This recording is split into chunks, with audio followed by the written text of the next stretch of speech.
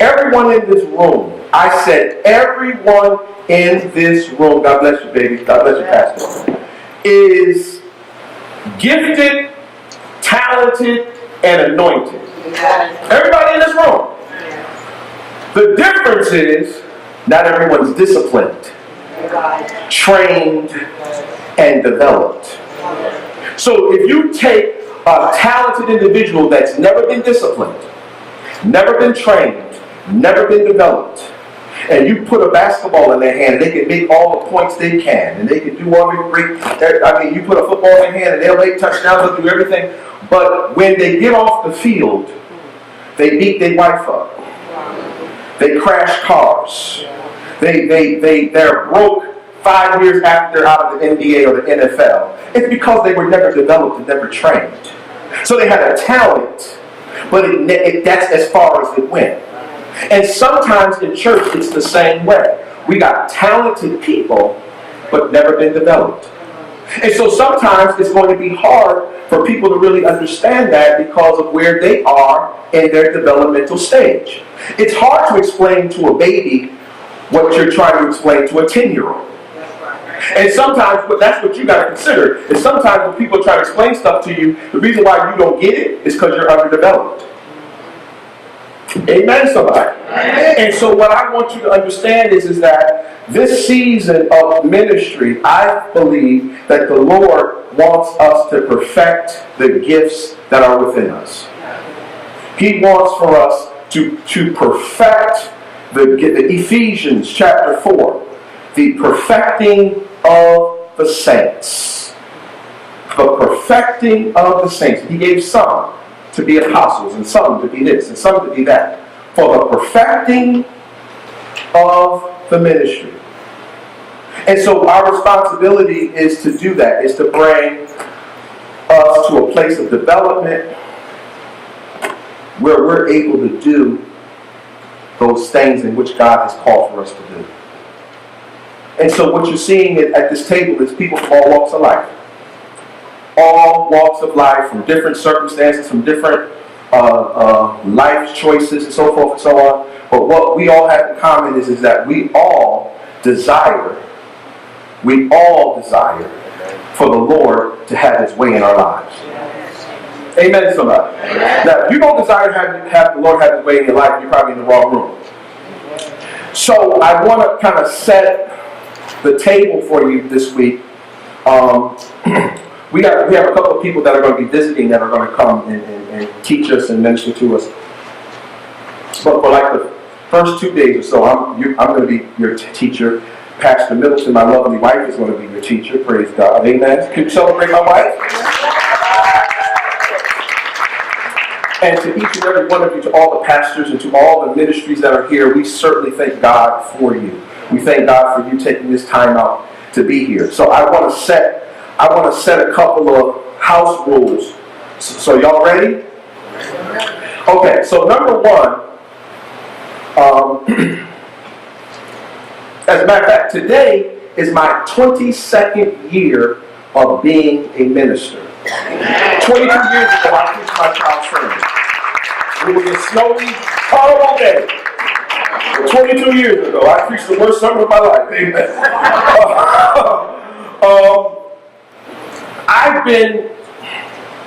I've been in ministry long enough and served in ministry long enough to know church people.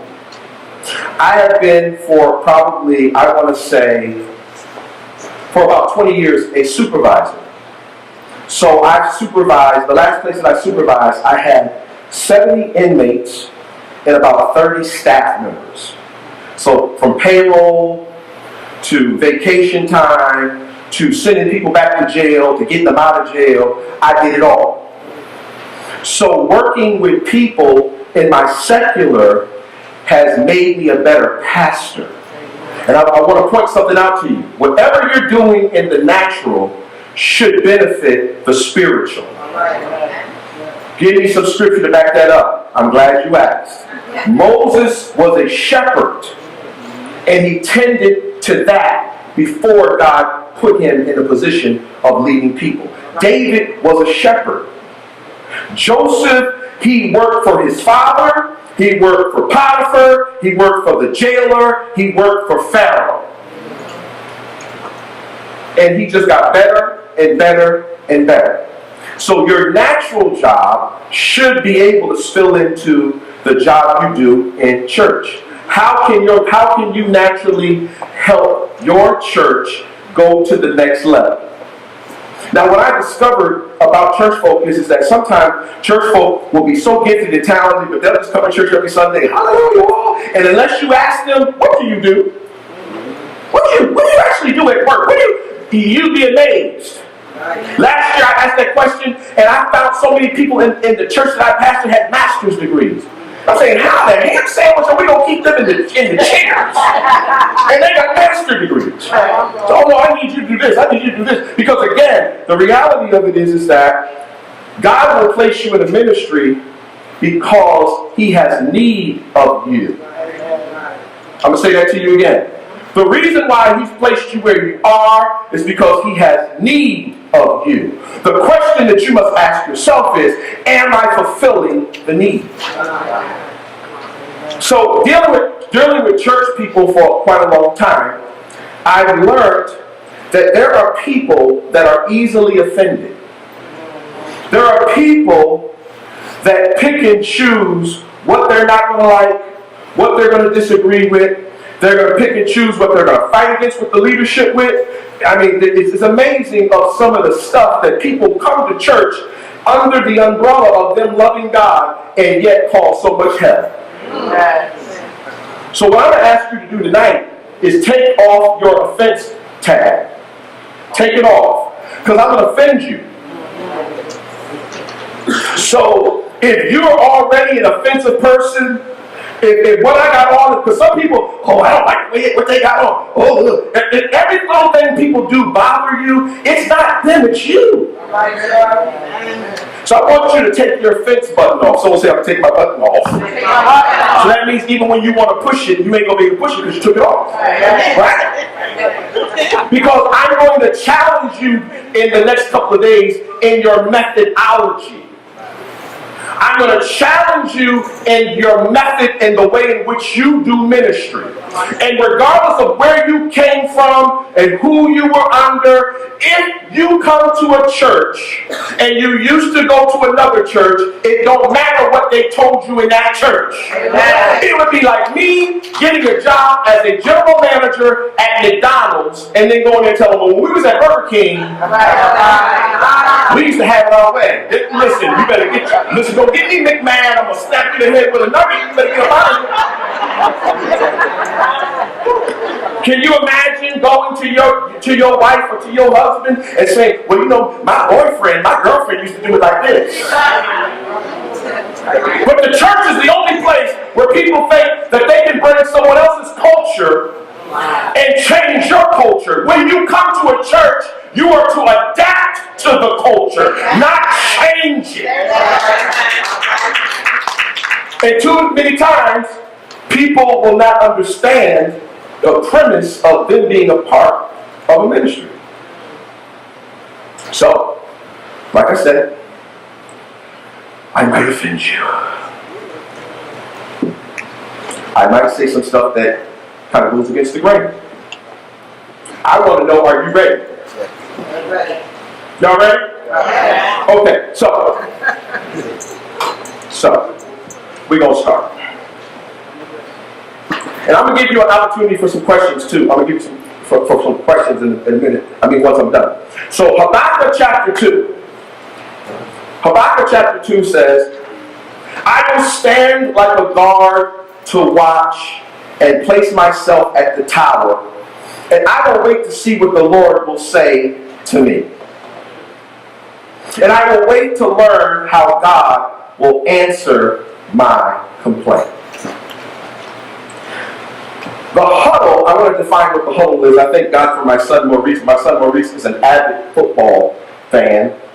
He's been playing football since he's a little kid, and he just loves football. And so when the Lord put in my heart about doing the huddle this year, I asked him, I said, son, I want you to really help me understand what the significance of what the huddle is about. So this is what he told me. The huddle is the coming together or congregating of players. The purpose of the huddle is coming together to get the instruction for the next play, and also to shake off and correct any previous mishaps. The huddle only has one person giving plays. Instructions are everyone else, let me back up. The huddle has only one person giving the plays and instructions. Everyone else takes their assigned place to protect the play's instructions from being heard by the other team. Their assigned place in the huddle is closest to their next assignment or destination.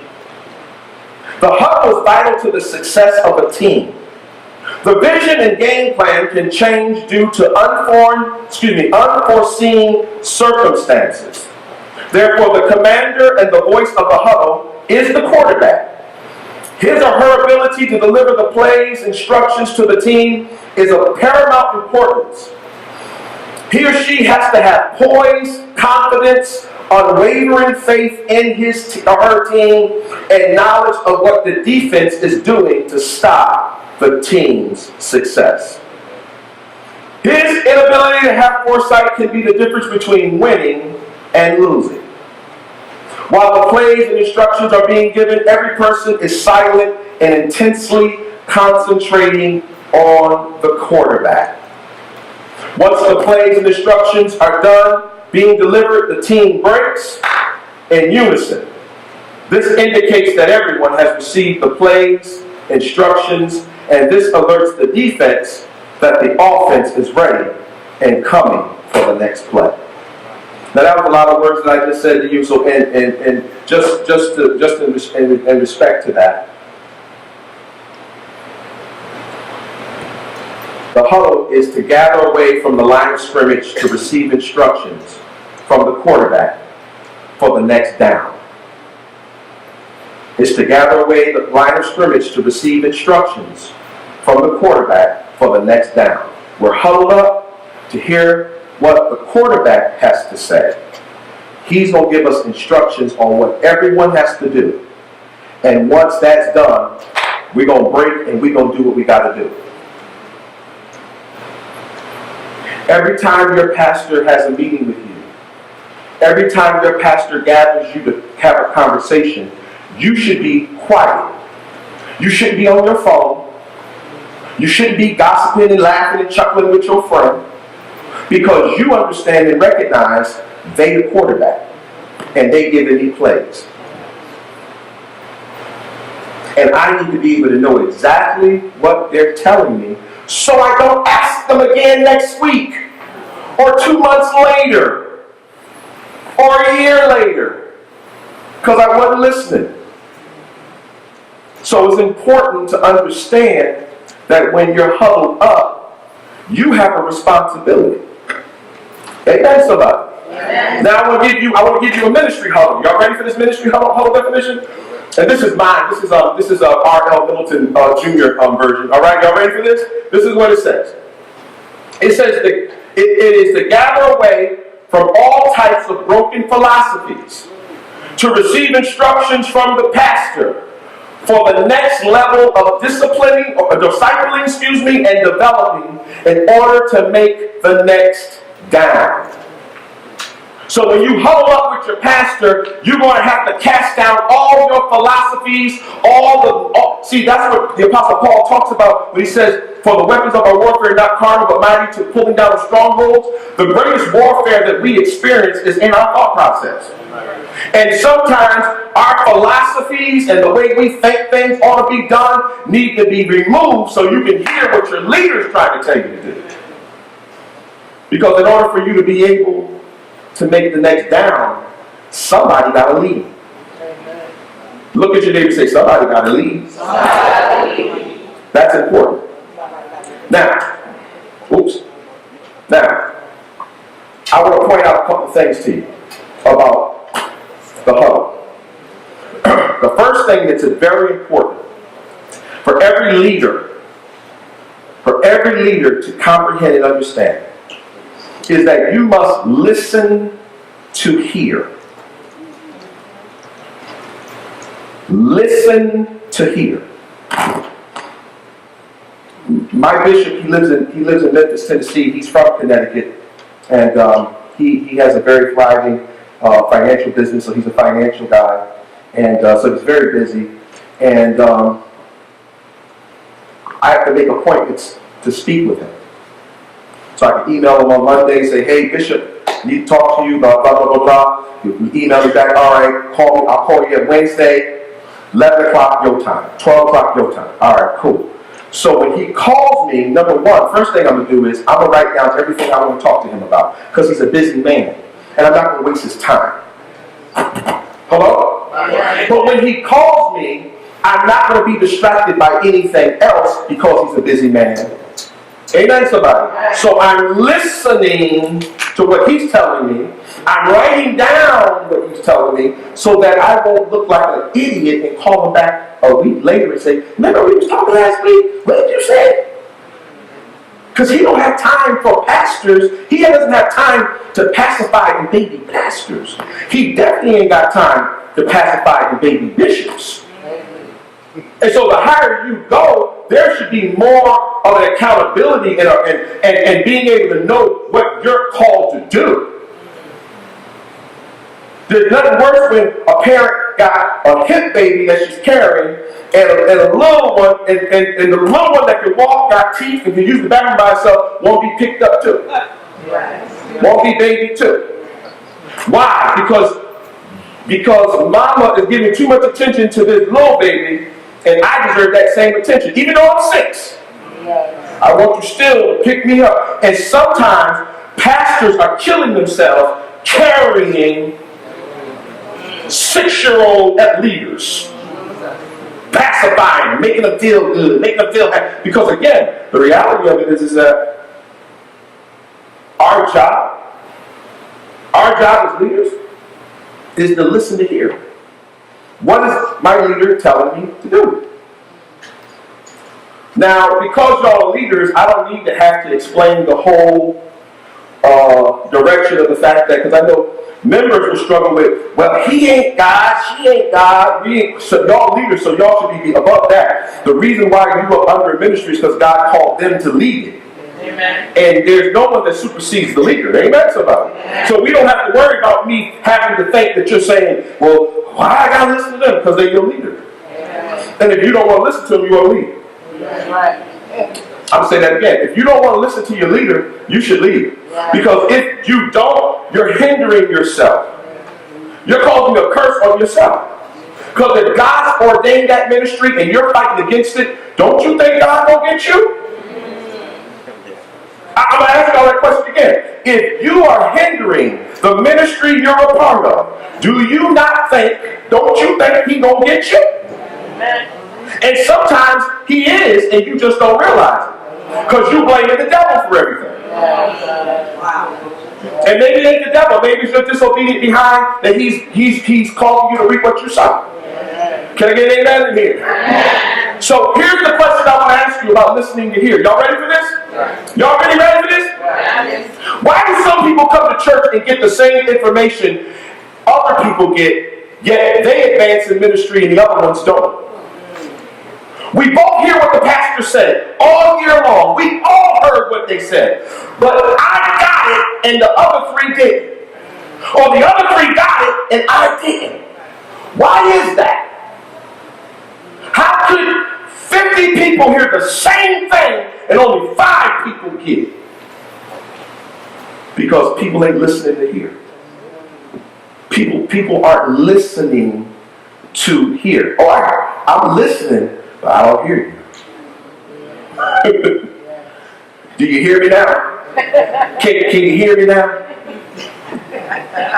I've had experiences with leaders, and leaders would come to me and say, I'm having this issue with this and this and this and that, blah, blah, blah, blah, blah, blah, blah. Okay.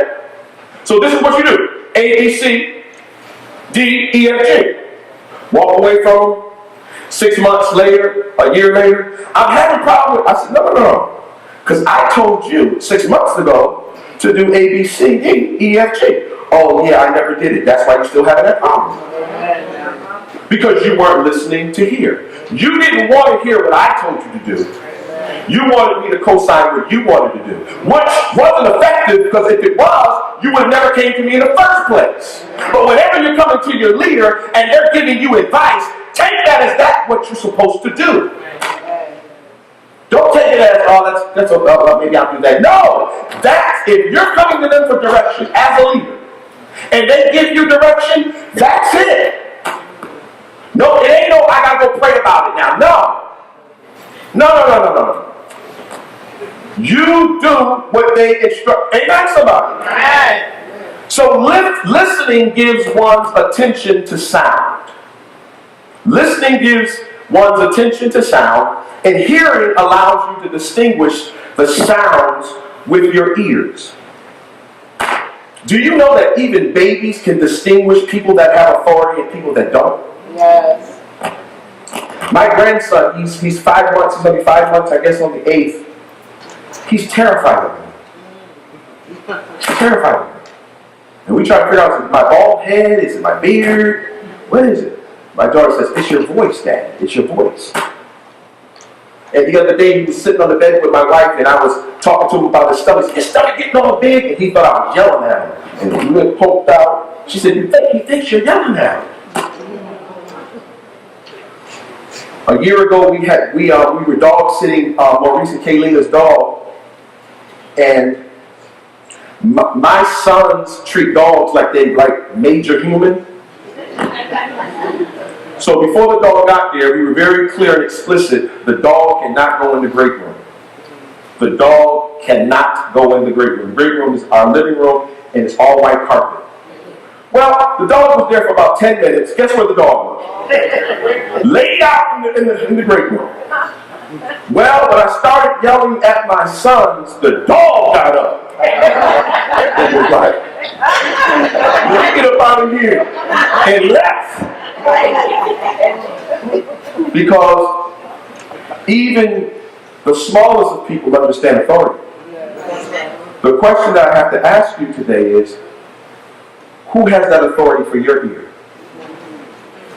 Can you distinguish when your leader is talking to you? See, one of the most difficult things for pastors is when their spouses are part of the, well, it's not difficult about that. So my wife is a part of my ministry. But sometimes when I'm talking to her, I'm not talking to her as Rob, I'm talking to her as pastor. And she has to distinguish the difference between the voice of my authority as her husband and the voice of authority of her pastor.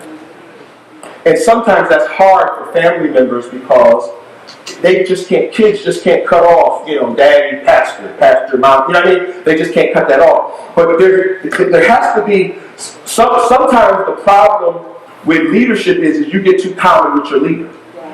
And you think you can say anything to them. And you think you can say anything around them. But when you understand the authority that's from their voice, you'll recognize the respect. And even when you want to say something, because you respect them. Oh, I know that's old school for y'all. Don't understand. He crazy. Yeah, that's old school. It is. But the reality of it is that you model the behavior you want people to treat you. If your kids don't respect you and they say whatever they want to say to you, it's probably because you do that to other people. You model your behavior. Amen, somebody. I know some of y'all quiet because I know I've already stepped on some of y'all toes. I can feel it. But could that be why you haven't grown? Could that be why you haven't advanced to where you ought to be? Is because of your attitude of not being able to listen like you ought to? Isn't it amazing how you can learn a lot just by listening?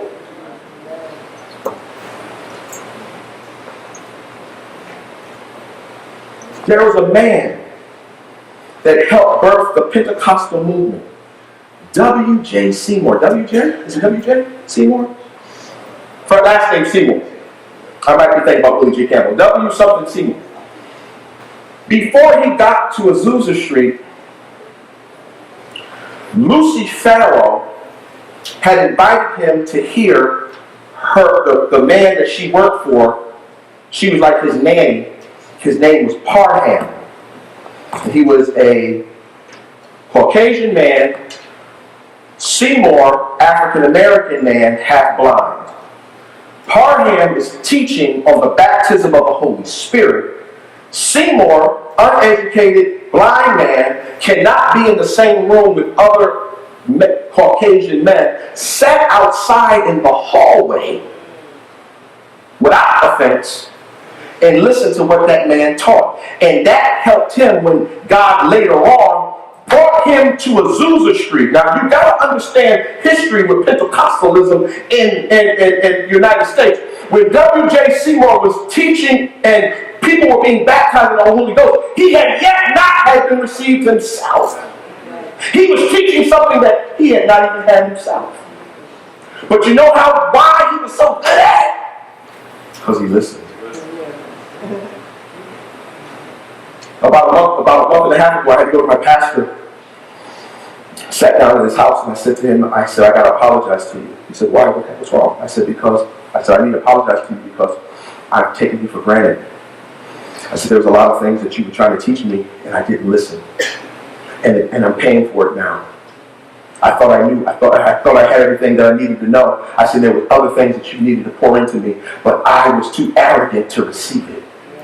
And I apologize, and I want to sit at your feet so you can teach me now. I want to go back to that place where I broke covenant with, and I want to go back to that place so you can pour into me and give me those things that I need now so I can be a better pastor. Because I don't know about you, I want to be a better pastor. I want to be a better leader. I want to be a better father. I want to be a better whatever I am. I want to be better. But it takes me being around someone that's better than me. The problem that we're dealing with in this culture is you want to be parented by people just like you. Your baby sister can't parent you. Your big cousin can't parent you.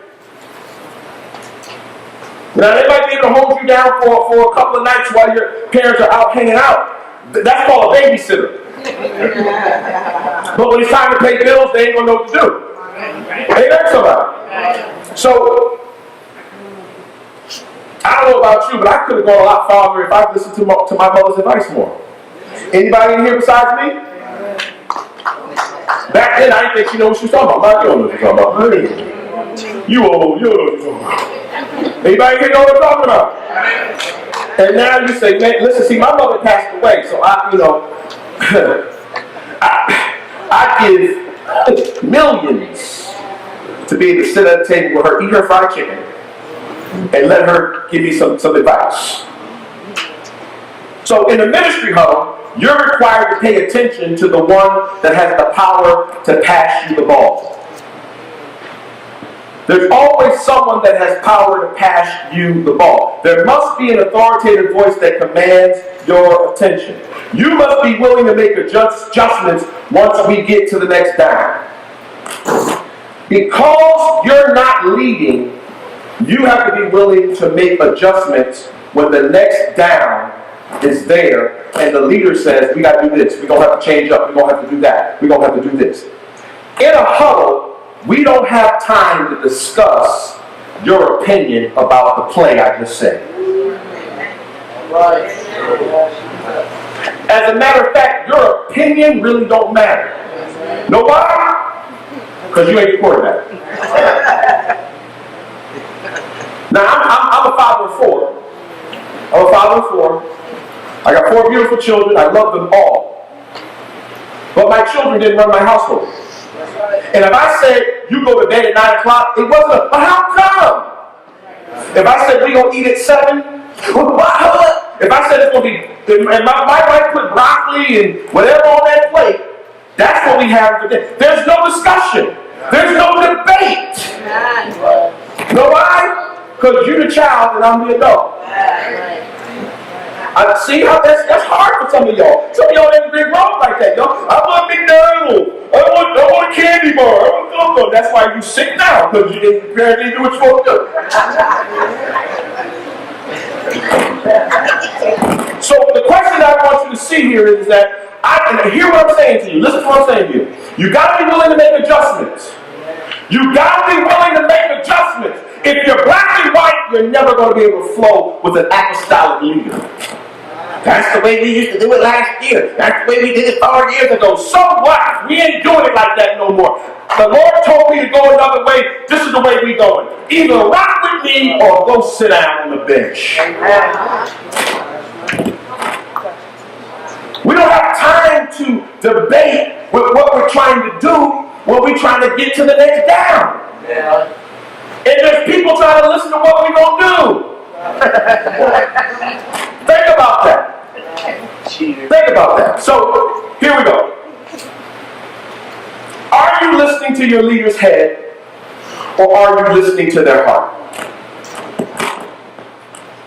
This is my battery going dead, I think.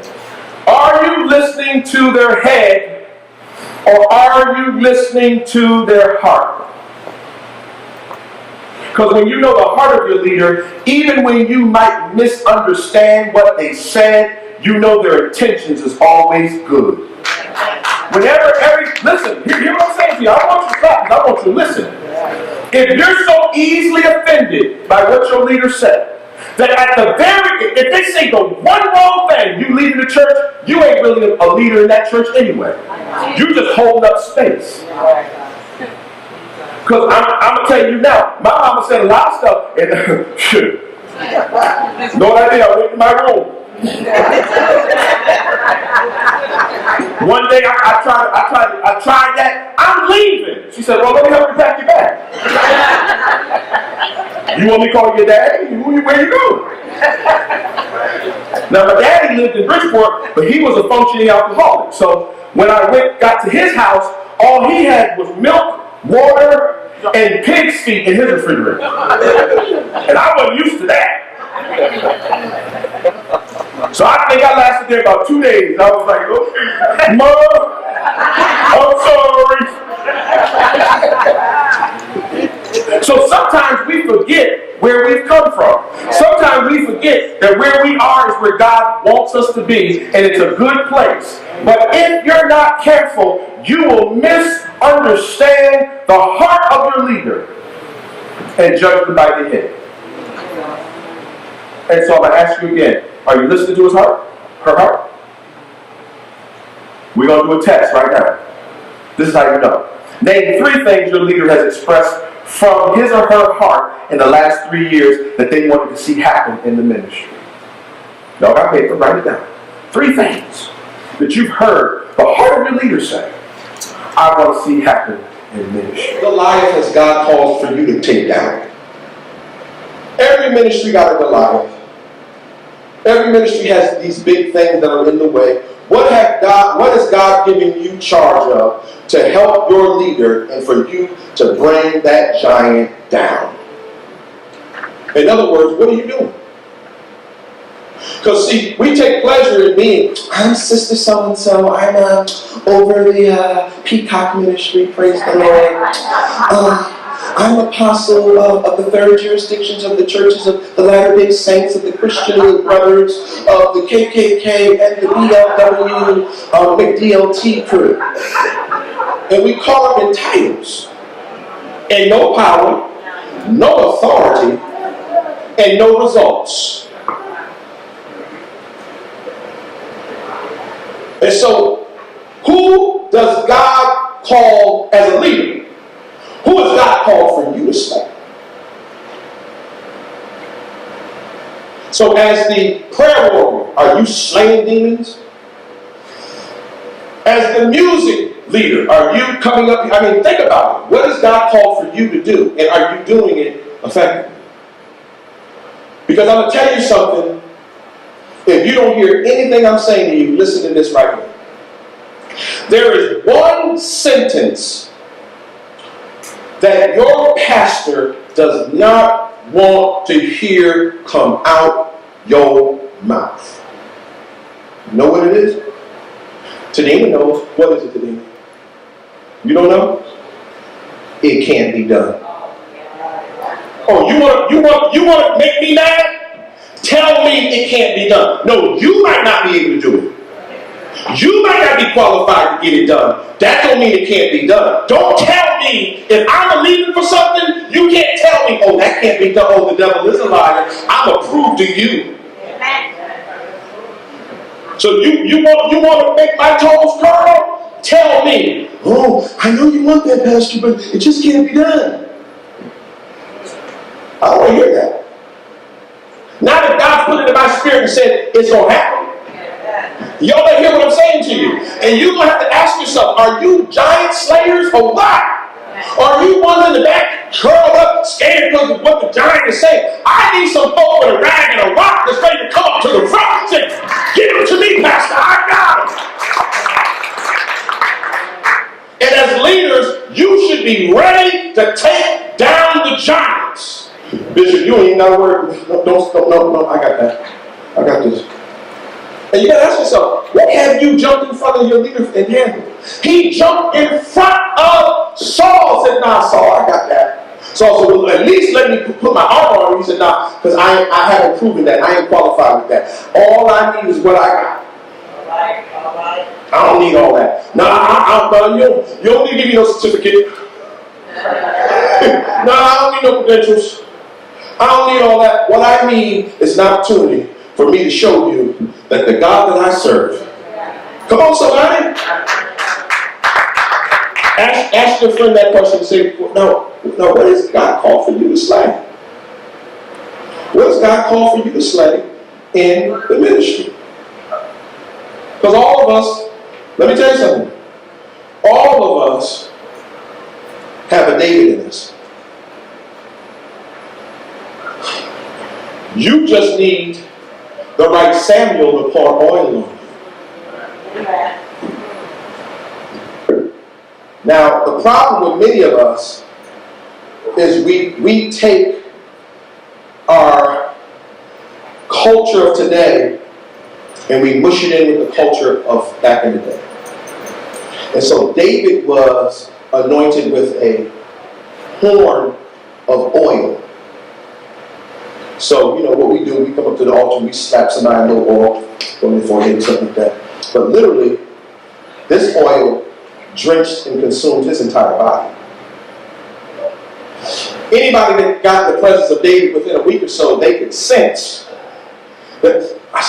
Now remember, it was Samuel's oil, so you know that it was that oil that smelled like an anointing oil. And so, again, you just can't wash that off. He ain't just going to go run and take that thing that the prophet of Israel just poured on him. And so for a season, you could smell it in his hair. You could smell it on his body. I wonder, what does people smell when they get around you? Is your oil a fragrance that people can even sense without you telling them who you are? Without you passing out your card, without you getting up on Facebook, do people even know who you are? Because the oil now here's the significant difference. When Samuel anointed Saul, he anointed him with a vial. He anointed him with a vial of oil, and he gave David a horn of oil. Which allows you to see that this generation that we're dealing with, we need you. Listen, what did the dude from the Wiz say? Slide some oil on me. Y'all know about the Wiz?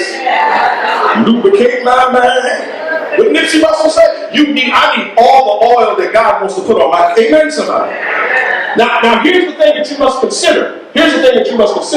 Every one of you came to church with your own oil. But that's not the oil that's going to make the difference.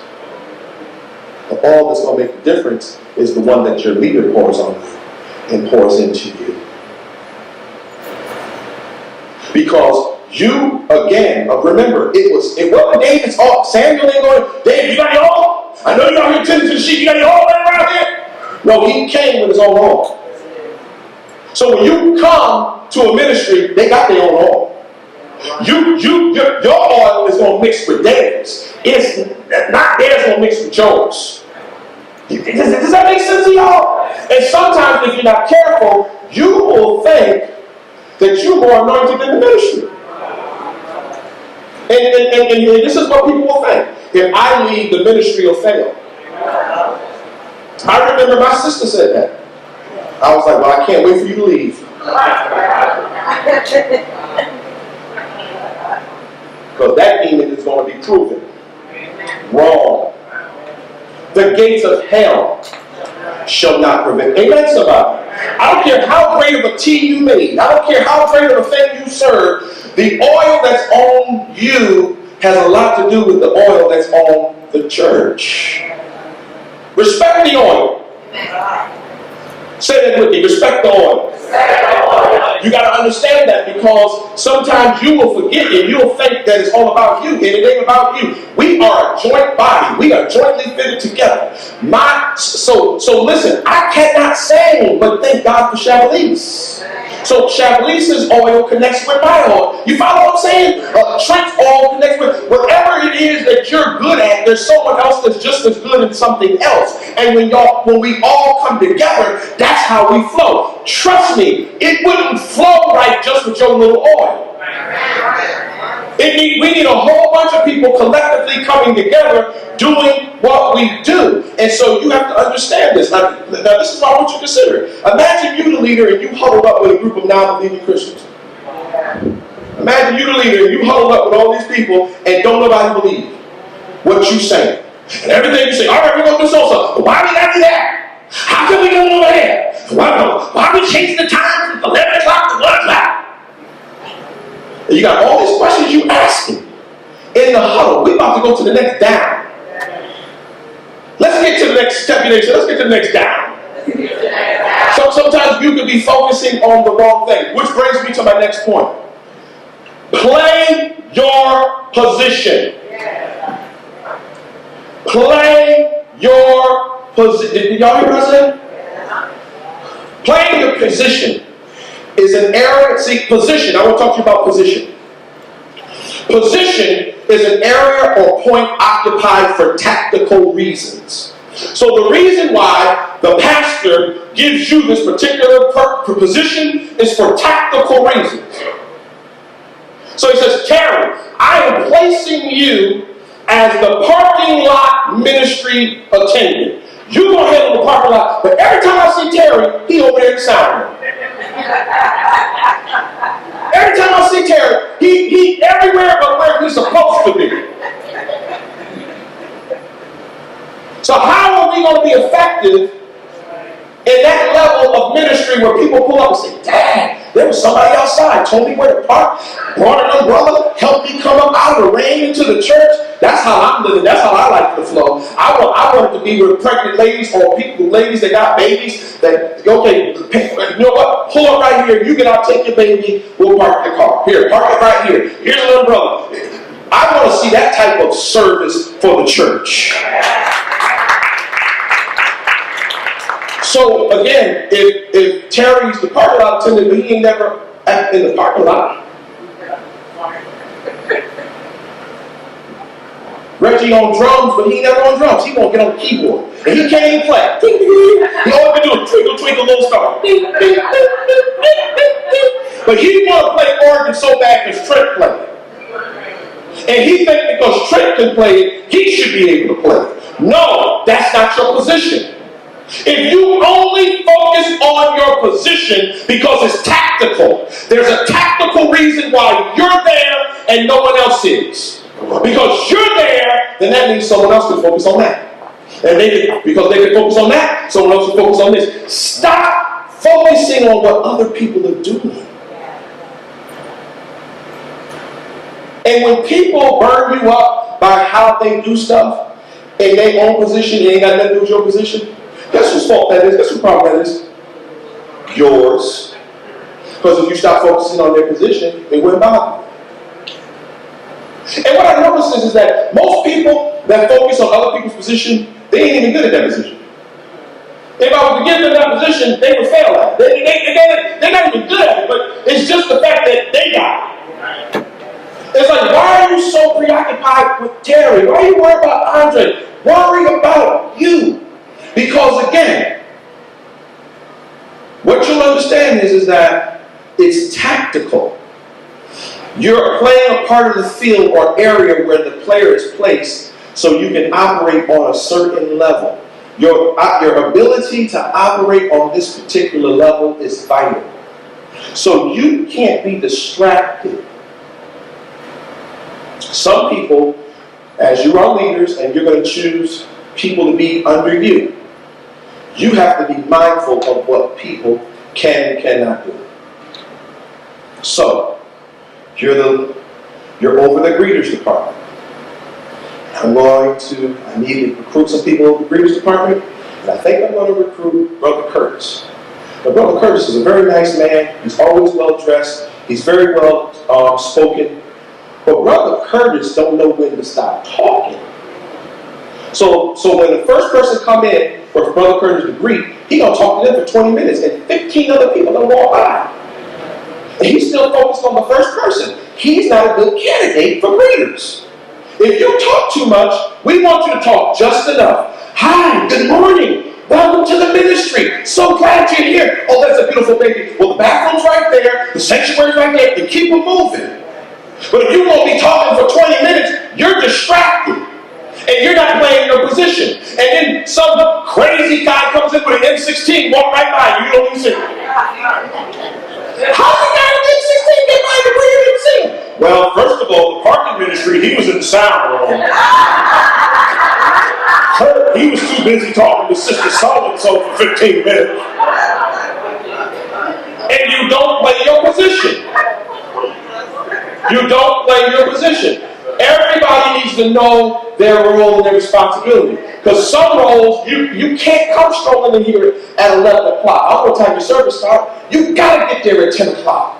You got to be there at 9:30. Because you have to make sure whatever needs to happen happens. Because anything can happen. When you're dealing in a place like this, where there's a lot of electronics, anything can happen. Anything can happen. And if you're not ready, you're going to be, saints are going to have to delay the time to start. And so it's important for you to understand that you have to play your position. Now, I want to bring you to a scripture about this. That might help y'all? Okay, so let's look at Luke chapter 19, the 13th verse. And he called his 10 servants and delivered them 10 pounds and said unto them, occupy till I come. It says, occupy till I come. 16th verse. The servant said, sir, the coin you gave me has earned 10 times as much. 17th verse. Then the king said to him, good job, you're a good servant. You proved that you could be trusted with a little money. Take charge of 10 cities. 20th verse. Then the other servant said, sir, look, here's your coin. I kept it in a cloth for safekeeping because I was afraid of you. You're a tough person, and you're a tough person to get along with, Pastor Middleton. And you take what isn't yours and you harvest grain you haven't planted.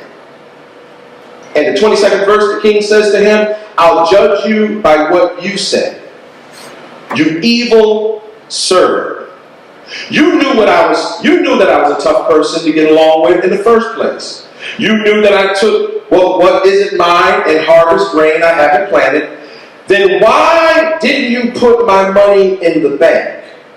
And when I came back, I could have collected it with interest. Then the king told his men, take the coin away from him and give it to the man who has 10. He only had one coin, and he couldn't be faithful over that. He only had one job, and he couldn't be committed over that. And God says, I'm going to take that from that person, and I'm going to give it to the person that got 10. Do you want to know why? I know some people say, well, how come Tyler Perry will sow $1 million in TDJ church, and there's all these other churches that could use that $1 million? Because TD Jakes know how to use $1 million. And TD Jakes has proven that he knows how to. See, the thing that you must understand is that sometimes you must prove in ministry that you can handle next. And sometimes we want just a handout instead of working for what we deserve to have. And so the thing that you must understand about ministry is this is very important for you to understand. You have to be faithful over a few things. Those things that you don't think that are important, be faithful over that. You have to be extremely faithful over a few things. Because he tells us to occupy. Someone say that with me, occupy. Now, occupy is very important. When we read this, when we read this particular word, occupy, it means to engage someone's energy or attention. When Jesus tells us to occupy till he comes, he's telling you to engage your energy and attention. Engage your energy and your attention. Occupy. What's your occupation? Oh, I'm a nurse. I'm a fireman. Well, what's your occupation at church? He tells us to occupy till he comes. Now, the other thing is, occupy means to take possession of. So when Jesus tells us to occupy, he's telling you to take possession. Go get it.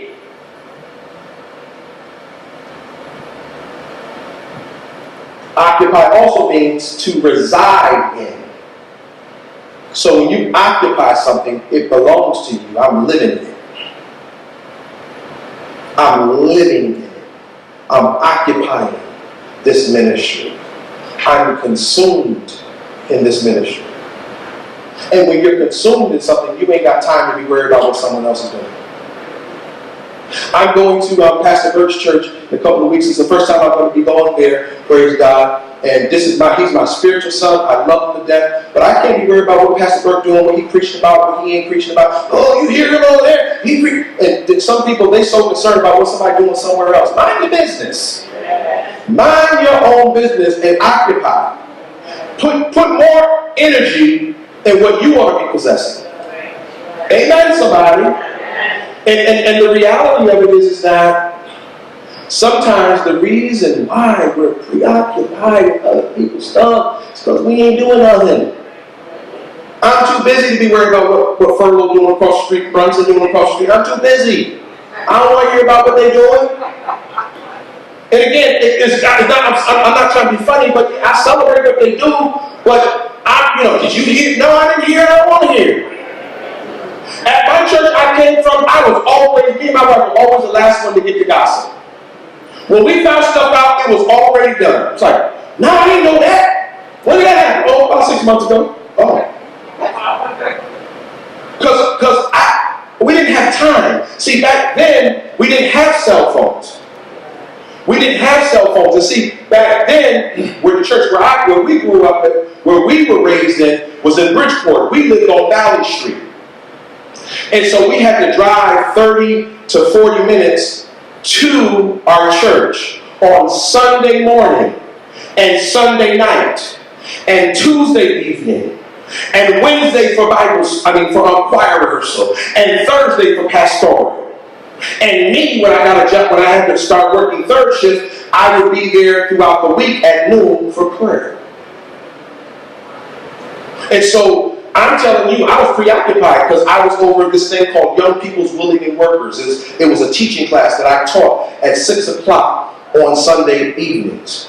I was over Home and Foreign Missions and the evangelistic team, which meant we went out on Wednesdays to the prisons, to Stratford Avenue, to Halfway houses, you name it, we went. On Sunday mornings at 8 o'clock, I was at the Roger Sherman house, preached there at 8 o'clock, got to church at 9 for Sunday school because I taught Sunday school. 10 o'clock, I was in a preacher's meeting. 11 o'clock, service, and then turned right back around at 5 o'clock. And I didn't have time to be worried about what people do. Now, I did all that without a cell phone. So what I'm trying to get y'all to hear, what I'm trying to share with y'all, is coming from experience. You're not dealing with a novice that went to a church that didn't do anything as a leader. I was a faithful leader. When I left my church, they felt me leaving. When First Lady left, they felt her leaving. Because of our hands being so occupied in the ministry. If you left tomorrow, will we notice you gone? Would your impression Would your occupation be missed within a month? Or would it take about a year for people to say, oh yes, oh yeah, so.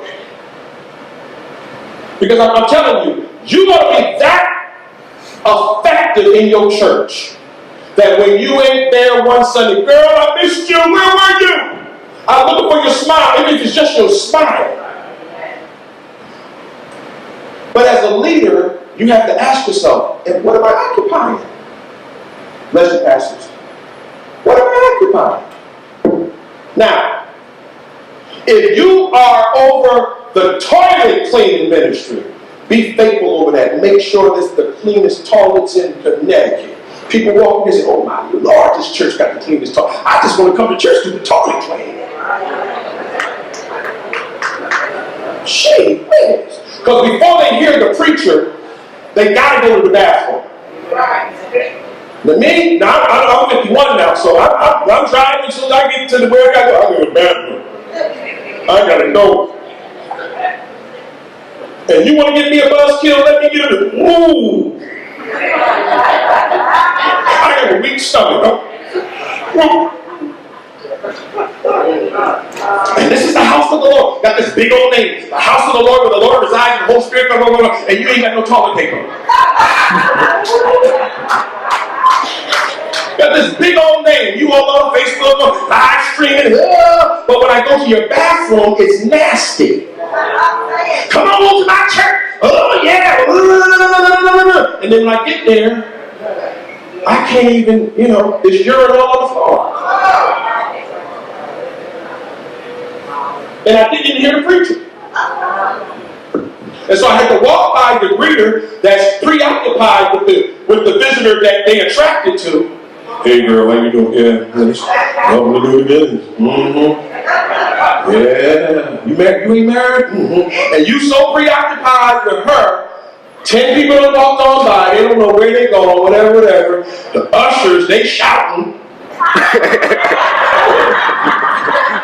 You can't shout when you ushering. You at work. When you see the CIA, they are like this. That's right. You go to England, the dudes with the big hats, they like this. When you at work, you can't do the other stuff that other people do. You ought to be watching. You can't be security and talking to everybody. Hey, how you doing? God bless you. All right, keep it moving. You're in my distance. You're in my way. I can't see. You don't want people to distract you. Now, I'm gonna give you some leadership lessons real fast.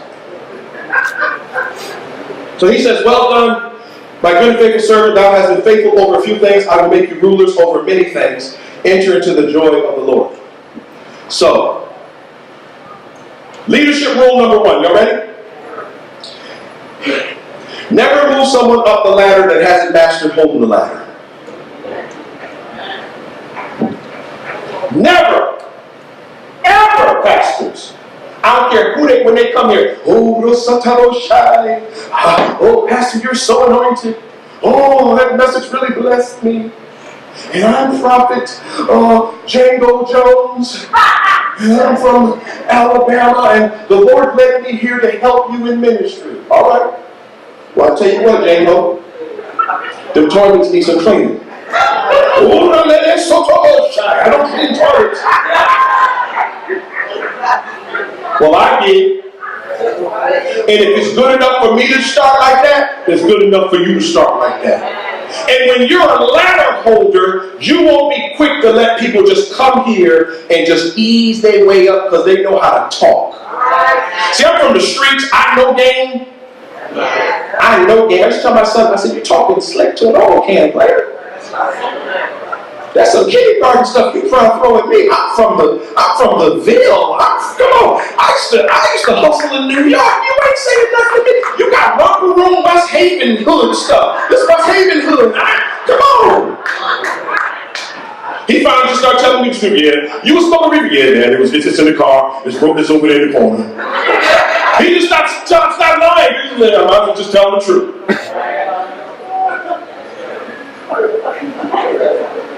And the reality, what was I talking about? Oh, yeah.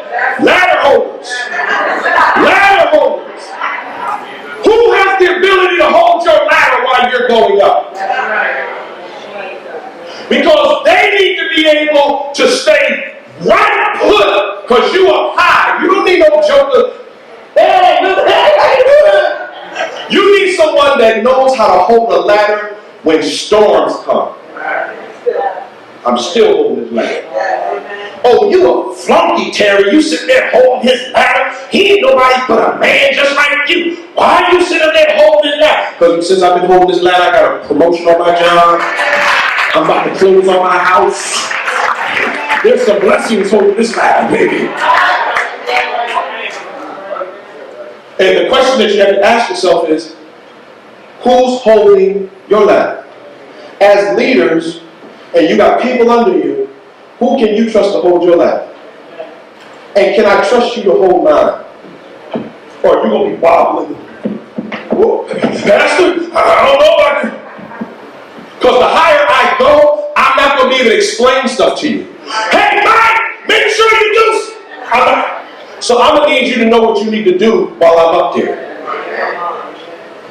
So if I leave for 3 weeks, my leadership need to know what needs to happen in here. So even though I'm not here, it's like a well-oiled machine.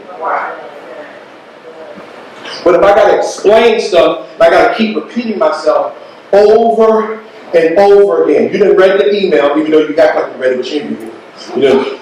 Why are we doing that? How come we go over here? Well, if you read the freaking email, if you listen to the last so-and-so and so. And so you got to be careful to make sure people prove to you that they're worthy to be trusted. Because I promise you, I don't care what. Listen, here's the reality, Sister Chaplain. Some people come in here and they tell me, hey, listen, I'm Prince Jaffe Jufa, and I speak in 5 different languages, and okay, and I'll call you Prince. I'll call you Jaffe, I'll call you Jufa, I'll call you whatever you want me to call you. But you will never advance here until you're able to hold my ladder. Amen, somebody. Because you cannot allow people to climb up something you worked hard to get to. I worked hard for this.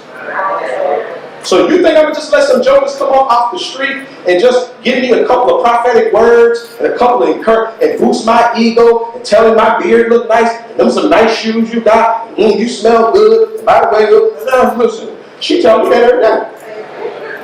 I don't need that. I don't need you to boost my ego. But let me see how you work in toilets, baby. Let me see you faithful here, consistently. Let me see how you sow. So, all right, we're going to sow into the man of God. Let me go to the bathroom right now. Who's holding your ladder? As a leader, and you have people under you, if you have people under you, you need to make sure you're not promoting people too quick. Because they have to be proven.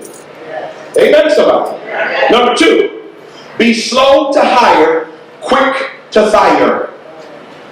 Now, for those who do not know me, I will fire someone quickly. I fire my kids. Okay? We were on State Street.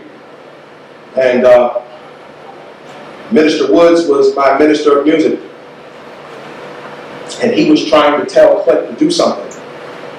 And Clint is 22 now, so he probably must have been about 16, 17. And he gave them, now Minister Woods is no longer with us, but Minister Woods, I think he was 60 back then. He gave him these disrespectful, now this is my son. He plays the drums. He's been playing the drums for me since he was 7 years old. I said, it's time for you to sit down because you're too arrogant. And whenever you can't listen to an elder, a minister, a leader give you instruction and they're over this department, you don't need to be playing. So I sat my own son down and had to audition and reach out on Facebook for another drummer to play. Had this wild boy playing for about a year. He got on my nerves. But I was refusing to allow Clint to play to show him that just because I'm your father, don't mess with me when it comes to the kingdom. That's right. My son Jonathan, he's my youngest son. I fired him about a couple of months ago. He'd been my cameraman for 3 years. He was my camera dude, faithful, coming every Sunday. He had to because he was in the car with me. And something was happening, something very important was happening, and I looked over and said, "Where's the camera guy?" And he comes strolling in from the store. Waters in his hand. I said, "Oh, he fired. He fired." Because you can't be, if the most important time you're supposed to be working, you ain't working, you're not committed. And whenever I sense and feel that person ain't right for that, I gotta fire them. Because I'll regret it afterwards. So I had people serve First Lady. I said, "I just don't feel right about them. I don't, what, you ain't heard from them in 3 months? Oh, they resigned. I don't, when someone's a leader and I ain't heard from them, they ain't called me, they resigned. I accept your resignation. I'm not going to go back and forth with you. I'm not going to come look for you. If you don't have the decency as an adult to call me and say, 'Hey, Bishop, I'm not doing that no more. I can't do that no more.' And you look at me every day, 'Hey, how you doing?' And when it's time for you to serve, I accept your resignation. So be slow to hire. Don't be in such a need to fill a position because it's empty. Make sure you got the right person, Pastor. And here's the other thing about this. Y'all ready for this? Are you ready for this?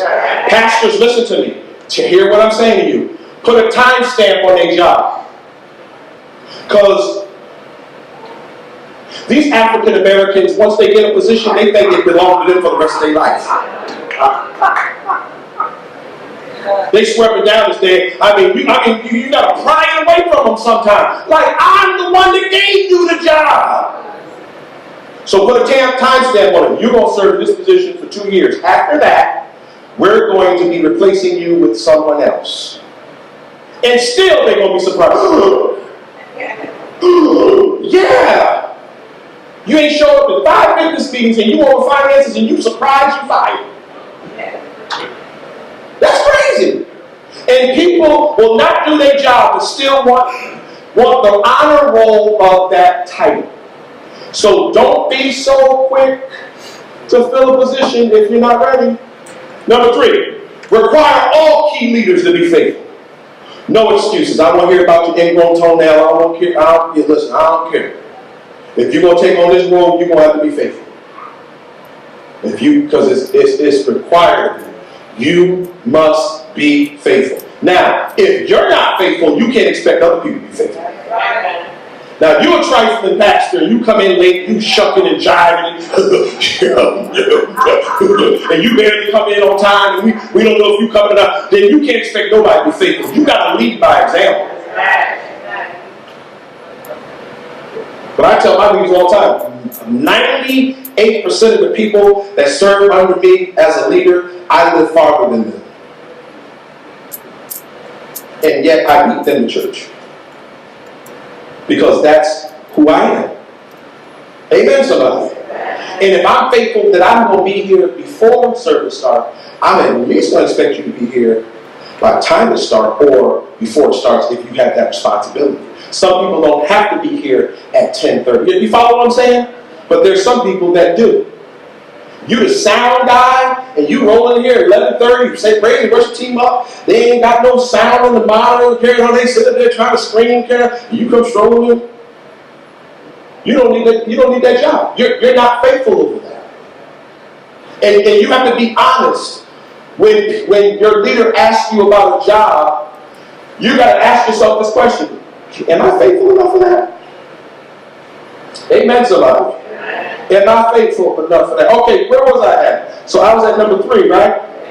Number 4. This is Bishop Lawrence V. Glover Sr., 101. He said, Middleton, never train a person you don't trust. And never trust a person you haven't trained.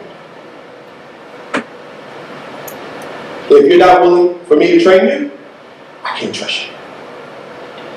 If you aren't willing for me to train you and develop you and show you how to do things, then you can't lead here.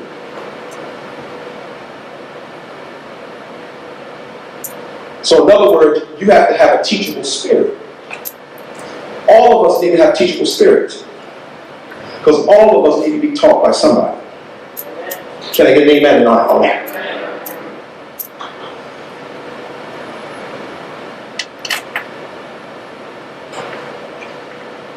This is what the scripture says. I want to give you some scripture to that because I ain't got to be faithful to that. I'm faithful to my husband. All right. But this is what Paul said. He said, now a person who is put in charge as a manager must be faithful.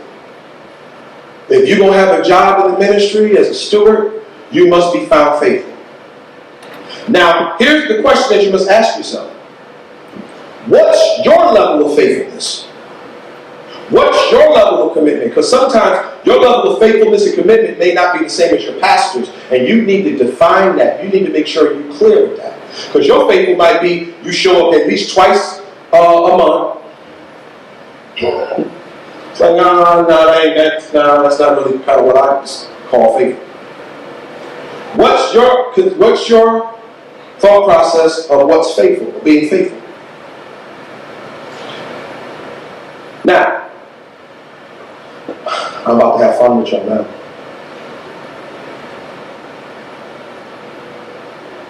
Do you know that a person that doesn't play their position on a football team get cut?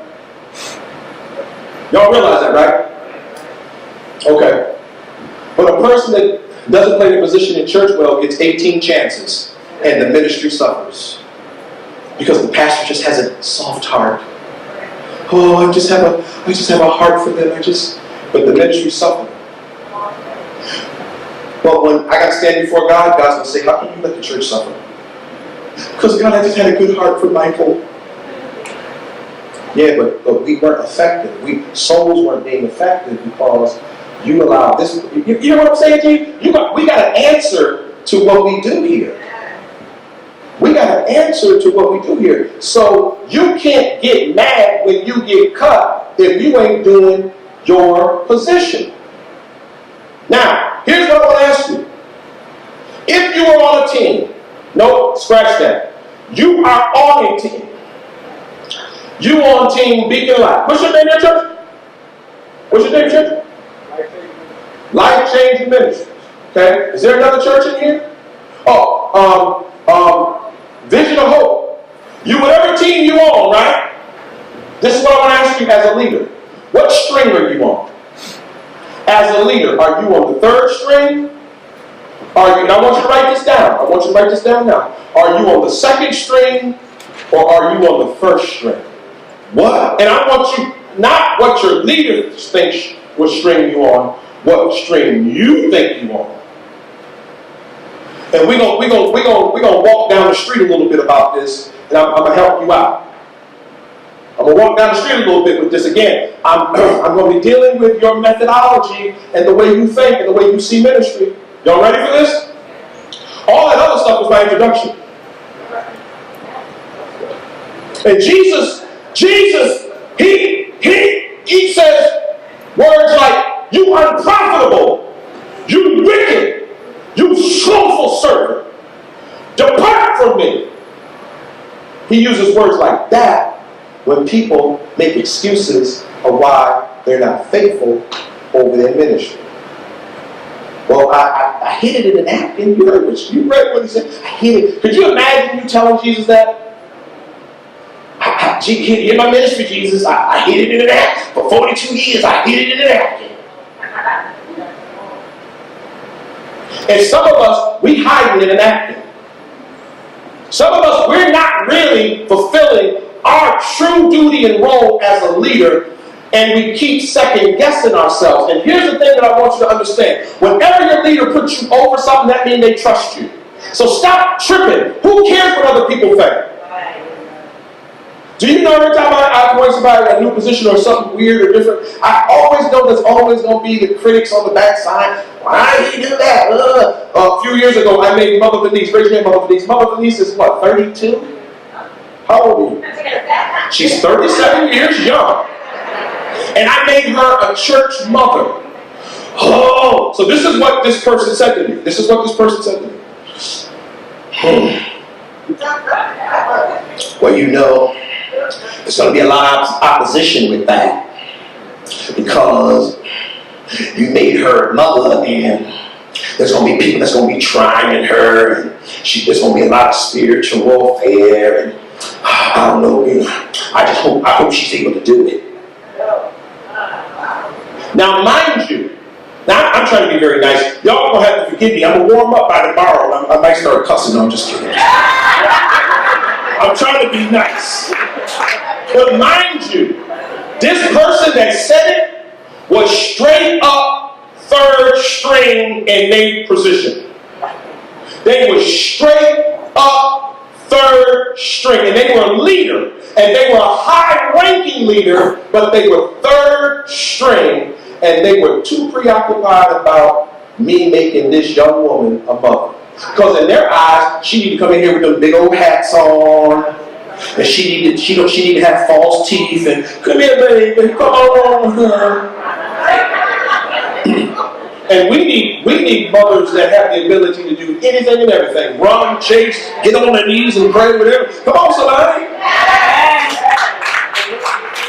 And so again, I want you to think about this. What string are you on? Y'all ready for this? I'm going to challenge you here. What string are you on? So first string players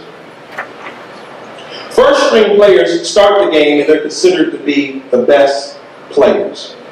So John the Baptist was the best player. John the Baptist was T.D. Jakeshaw.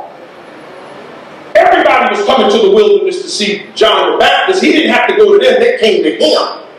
Whenever your ministry is in such a demand, you ain't got to look for people. They come looking for you.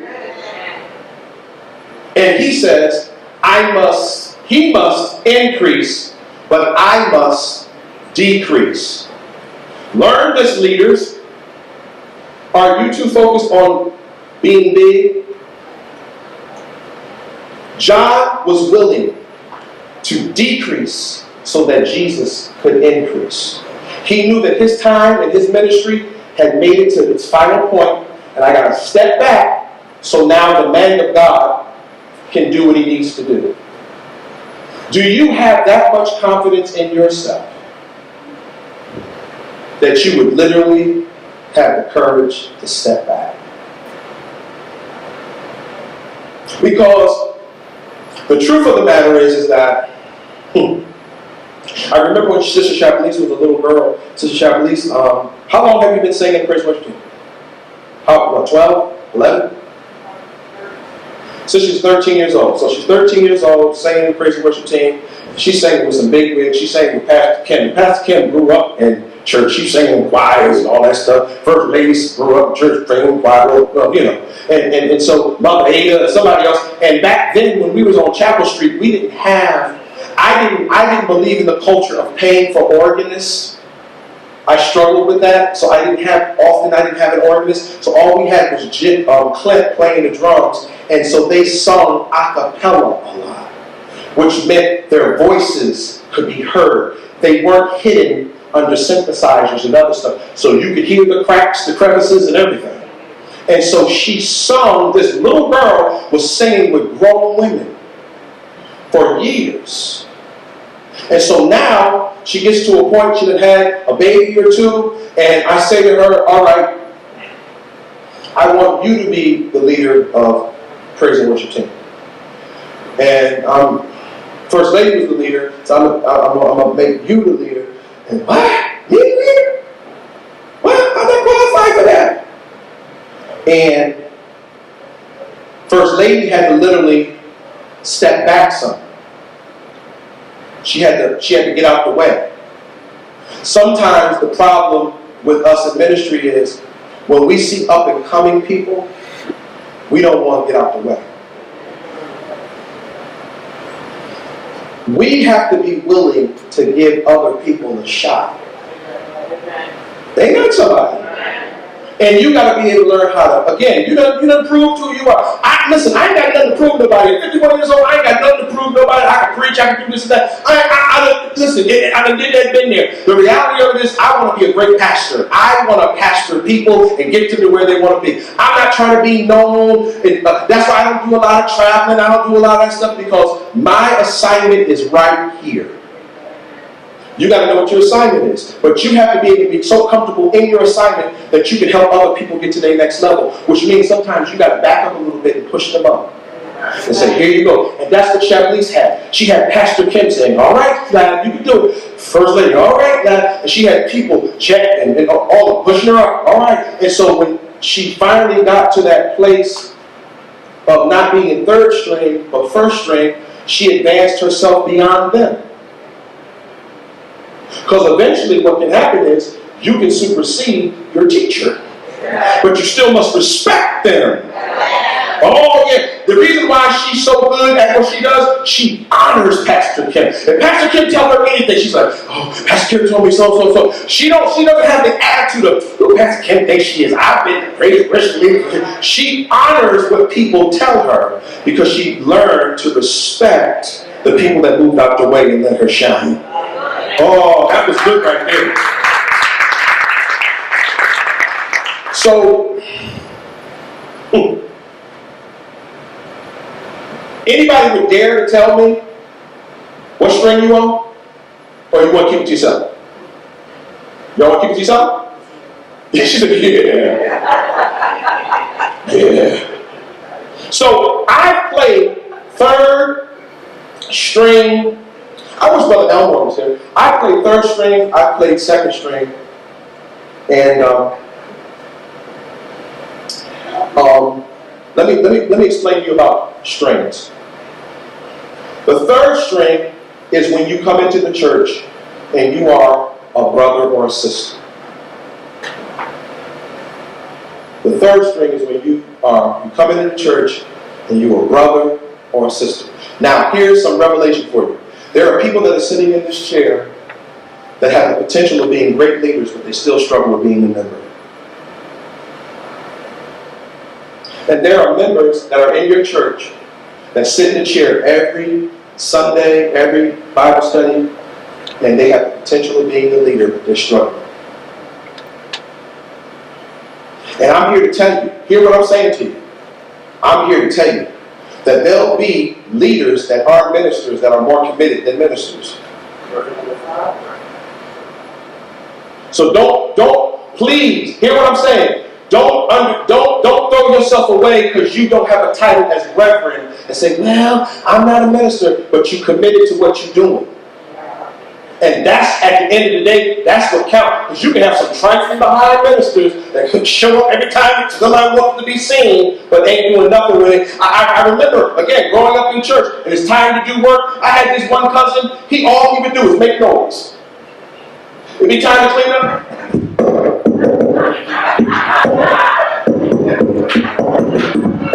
That's all he was doing. Everyone else was moving chairs. He had one chair for 15 minutes.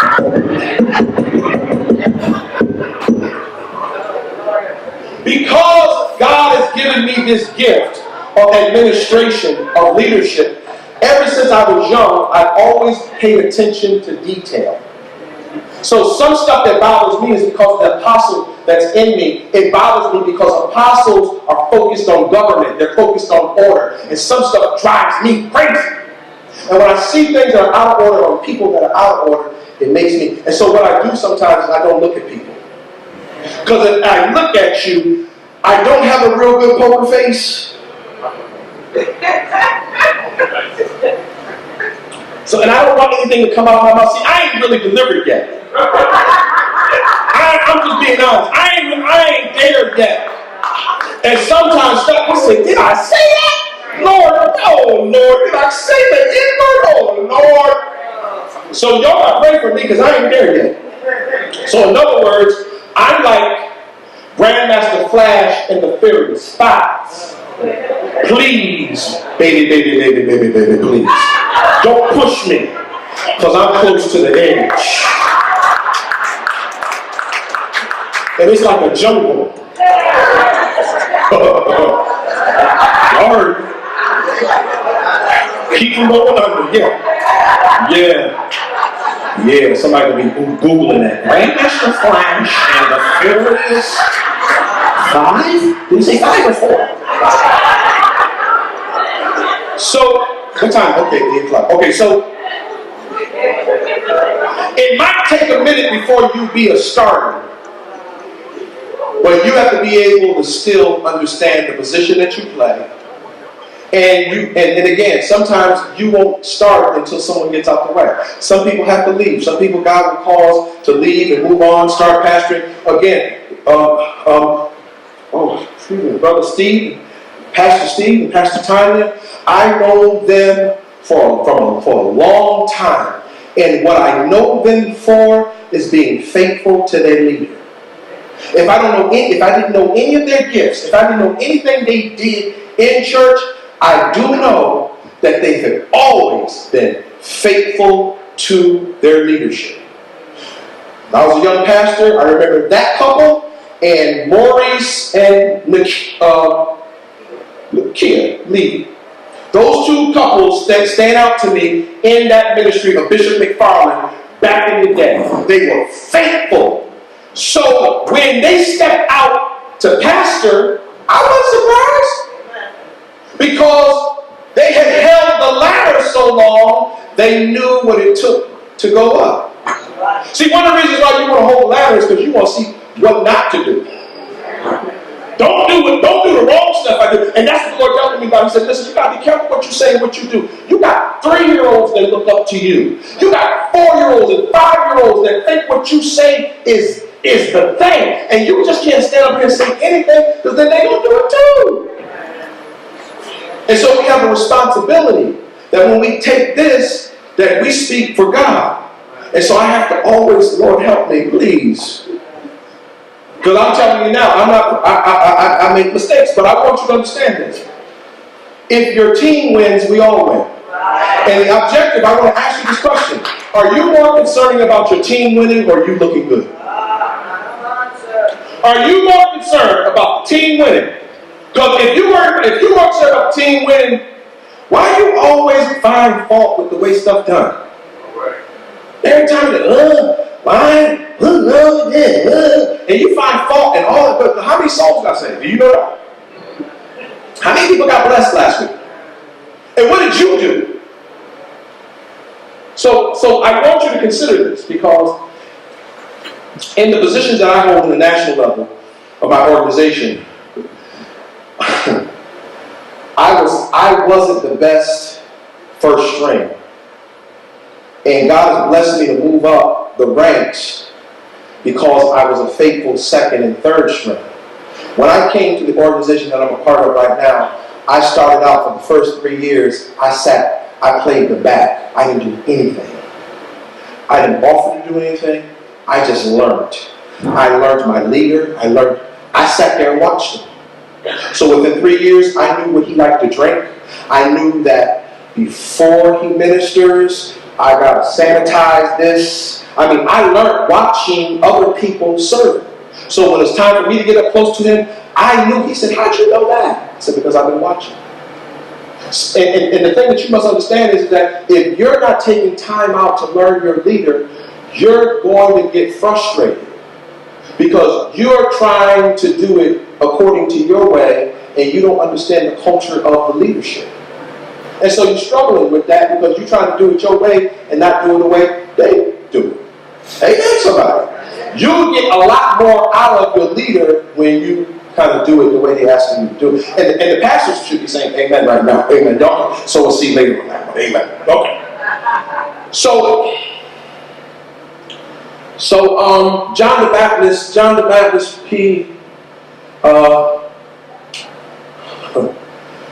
want to pass that. I want to move along into this thing here. Oh, yeah, I'm about to get there. Working on it. I'm trying to pass, because see, I got so much stuff, and I'm trying to, Okay, so third string again, brother, sister. So I wish Pastor Elmore was here. If Pastor Elmore was here, he should be here tomorrow or whatever. Pastor Elmore, when I first met Pastor Elmore, I was serving Bishop Joseph Norfleet at Faith Center. I was a pastor, but he was my bishop. When I left Church of God in Christ the first time, I submitted myself under him and under Bishop John R. Thompson. So anyway, I'm with Joseph Norfleet, and I meet this brother named Elmore. Elmore Lagan. And he was from Meriden, Waterbury. He was, hood. Yo, what up, Pastor? What's happening? You okay? He was just hood. But he loved God. He loved God. He loves God. I saw this man as a brother. Now, this is what I want to point out to you when we deal with that first, second, and third string. This is the next thing that you need to understand about first and second and third string. Y'all ready for this? Because this is what's going to challenge you. I want you to write this 3 things. Below average, average, and above average. Below average, average, and above average. So now that you put what string you on, I want you to ask yourself, are you below average, average, or above average? Because when I met Brother Elmore, he was below average. He was just a dude off the street that barely knew scripture. But he stuck to his pastor like glue. And I saw that boy go from brother, and while he was a brother, he started having a men's retreat. And I'm talking about, we would go to this retreat for about 3 or 4 days during the week of Father's Day. And we would leave, and I'm a pastor, and we would leave so rejuvenated. He was a brother. He was a brother, but he had his hand on this ministry, and from that ministry, it birthed us coming in. Before that, we started what we call the men's movement. And so he was doing this particular, this men's retreat that he did every year around Father's Day, and then he launched this thing called the Marriage Enrichment Seminar. And he was a brother. He wasn't a minister. He wasn't an elder. He was a brother that had taken something and caused a ministry to be birthed under the leadership of his pastor. And men were being blessed by it. So he went from third string below average to average. And then he went from average to above average. And once he hit third string above average, God called him into the ministry of being a minister. So he went to his next level, second string. But he had left his third string as above average, which brought him to average second string. What I'm trying to get you to understand here is that there's many brothers and sisters that go to next levels and they never made above average. And if you don't leave your last string above average, you're going to the next string below average. Hear what I'm saying to you? Hear what I'm saying to you? And so, as a minister, again, he kept working the gift, the ministry, the thing. And he moved above average. He's above average elder. Now, because he's above average elder, qualified for becoming a pastor. You know why there's a lot of pastors that aren't really effective the way they ought to be? Because they were below average ministers. They never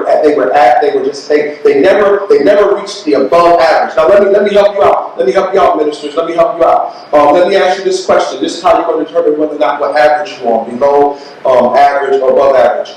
How is your study time? How much do you study the Word of God? And I'm not talking about reading the Bible. I'm talking about studying the Word of God.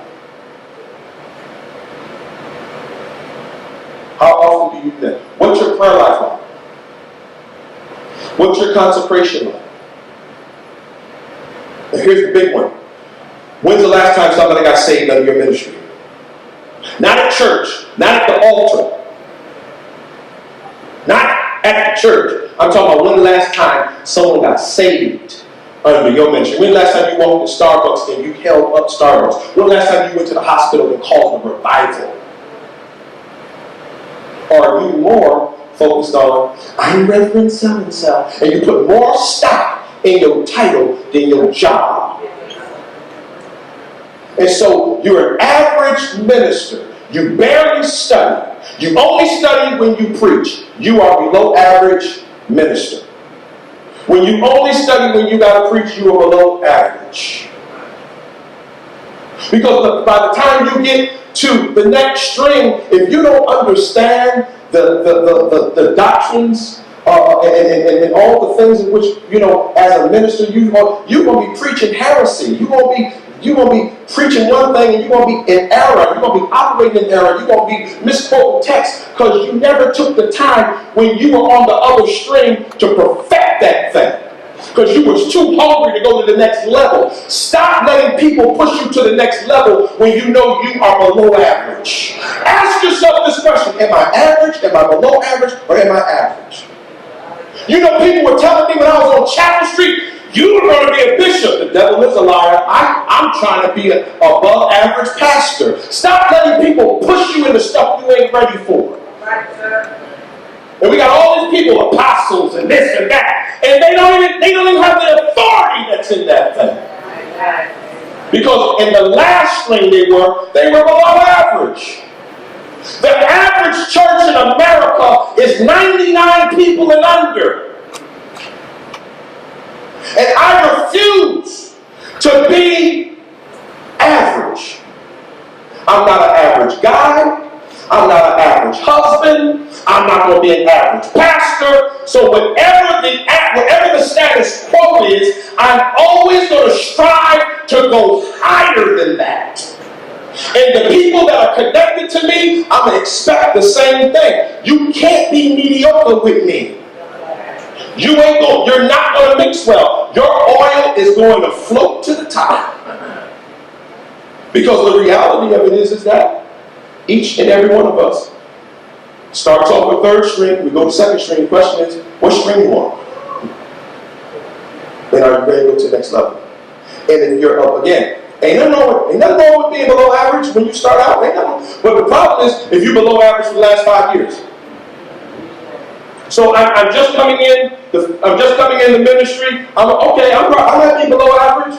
I don't know everything. I don't know the church culture. I don't know how y'all rock. I'm below average, but I'm gonna learn. But listen, Brother Terry probably has one of the best jobs in my church. You know what I gave him last year? I gave him the job to archive my preaching sermons.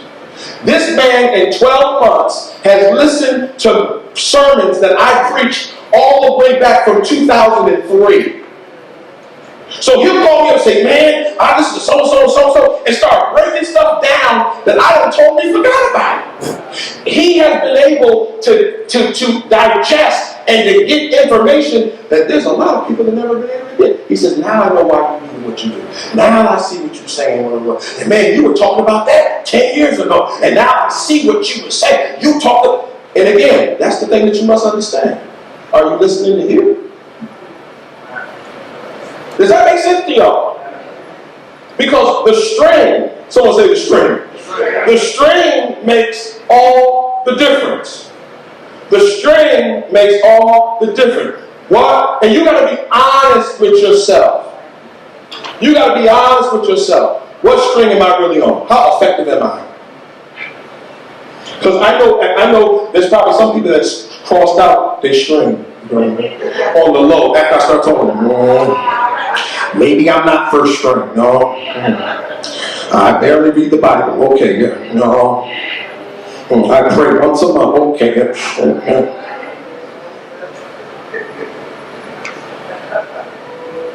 So in your string, I want to talk to you about the 3 C's. Because I want you to keep, I want you to continue to reevaluate yourself. This is a leadership development. This ain't training. This is development. I'm trying to develop you as a leader. Trying to develop you as a leader. I ain't going to talk to you about the Holy Ghost. You don't have that by now. I'm trying to develop you as a leader. There's 3 C's. Y'all ready? Okay, let's see if I can get on there. Let me back up. It ain't letting me show it. Okay, the first one is chemistry. So whatever string you on, what type of chemistry do you bring to the ministry? Because the wrong chemistry can mess the ministry up. If your pastor loves people and you hateful and mean, If you ain't had your coffee yet, and someone comes say hi to you, you might not, give them the nicest, God bless you. If your pastor has to make excuses, well, Sister Ida, people got to make excuses for your behavior. You probably got the wrong chemistry. Can y'all hear me?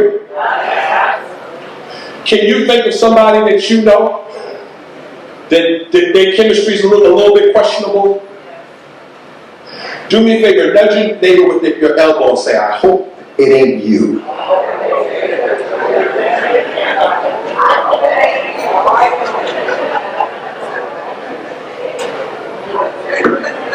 As a leader, your chemistry has to be able to gel with the leadership.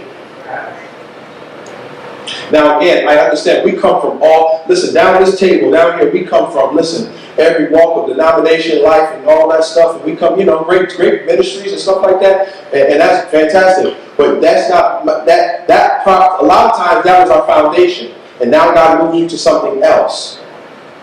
God moves you to something else, and your chemistry has to go right with what you're in.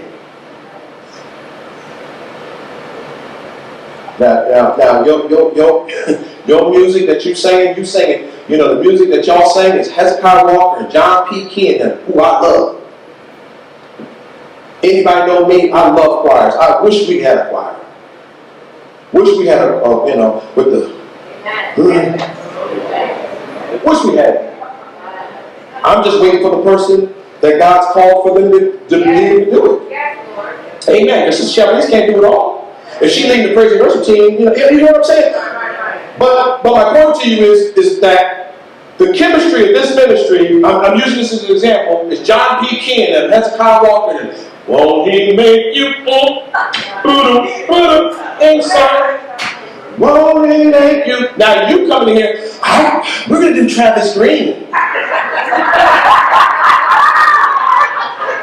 You got the wrong chemistry.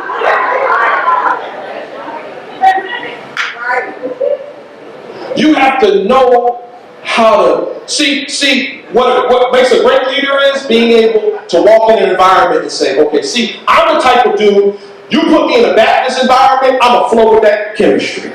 You put me with the Pentecostals, I'm going to flow with. You can put me with Anglicans, I'm going to flow. You can put me with Congregationalists, I'm going to flow. You put me in a boardroom, and I will be preaching to them without them knowing I'm preaching to them. Because I don't have to. I ain't got to do that. But I have them touching themselves, high-fiving themselves, and and I'm going to throw a little something in there. And again, I understand chemistry. So you come into a church with your doily on, and nobody else got one on. What you do? When in Rome, act like Romans. Take control. You come in and everybody got one on. Excuse me, can I get a doily? Can you praise the Lord? In Jesus' name only, I guess. Come on. You got to learn how to flow in the chemistry. I tell ministers all the time, hear what I'm saying to you, ministers. You get invited, praise the Lord, somebody invited me. Okay, you find out what the dress code is. Don't just be arrogant, think you're going to come flow up in there with your tight behind skirt on where we can see your panty line. And praise Jesus! Praise Jesus!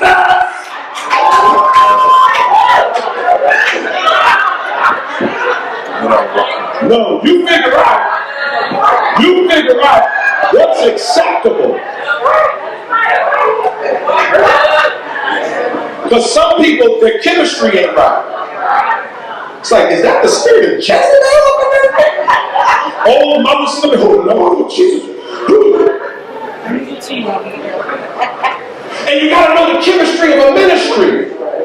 You got to know when that thing is appropriate and when it's not. And again, if that's what your pastor does at your church, that's cool. But when you go to someone else's house, you respect their house.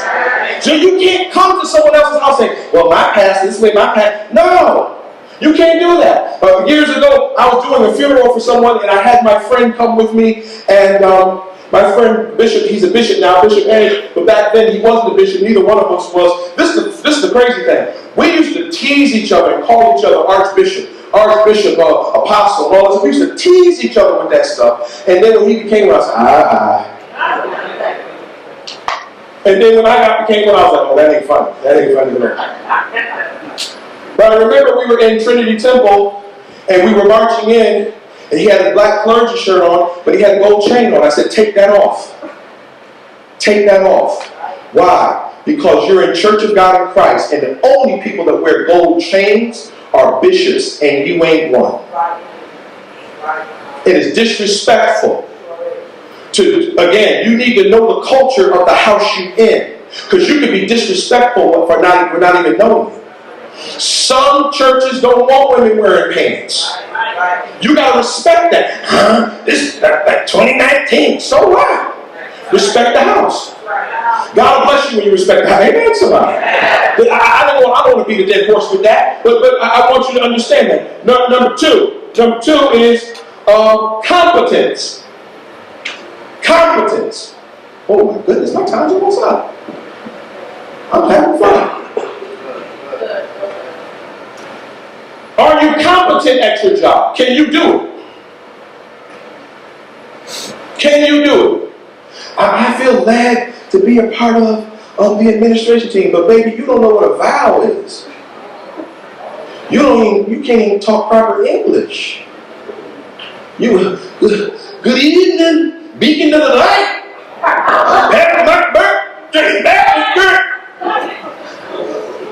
God that President Obama, how Michelle and them do? You don't want no country bumpkin answering your phone. You need somebody that's professional. Good evening. You follow what I'm saying? Are you competent in what you do? Or are you just holding up space because and again, you see 3 other people that you know can do better than you do, but you refuse to let them do it because you don't want to give up your spot. Are you competent? Can you complete the task? Because that's going to determine, again, you might be in a role that you don't know how to do it yet. And you're in it. Say, Pastor, put me in this. I don't know how to do this. That's why you're in it. So that you can become competent in it. Learn it. Learn it. I don't understand this culture when people say they're prophets and this and that, but they never study what the major and minor prophets are. How could you say you something that you've never researched what you say you is? I'm an elder, but do you know what an elder is? The Lord's called me to preach. Okay, so what does that literally mean? Because you don't need a license to preach. Stephen wasn't no minister. Amen, somebody. And if you're not careful, you'll be, you'll be letting something. The other thing is culture. Culture, the 3 C's of determining your strength. Do you recognize the culture you're in? Like I said about that John P. Hezekiah? No. Okay, so this isn't John P. Key and Hezekiah. This is Travis Green. This is Molly Music. And you want to come in there, oh, happy day. Oh, happy day. We didn't say no oh, happy day in here. You got to understand the culture. Is your culture killing the church? Because we're going to talk about that tomorrow. Culture killers. This is the way the Lord gave it to me. Yeah, but that ain't the way the Lord gave it to the pastor. I'm just being led. Well, go to the junkyard and get some lead. But while you're here, you're going to obey.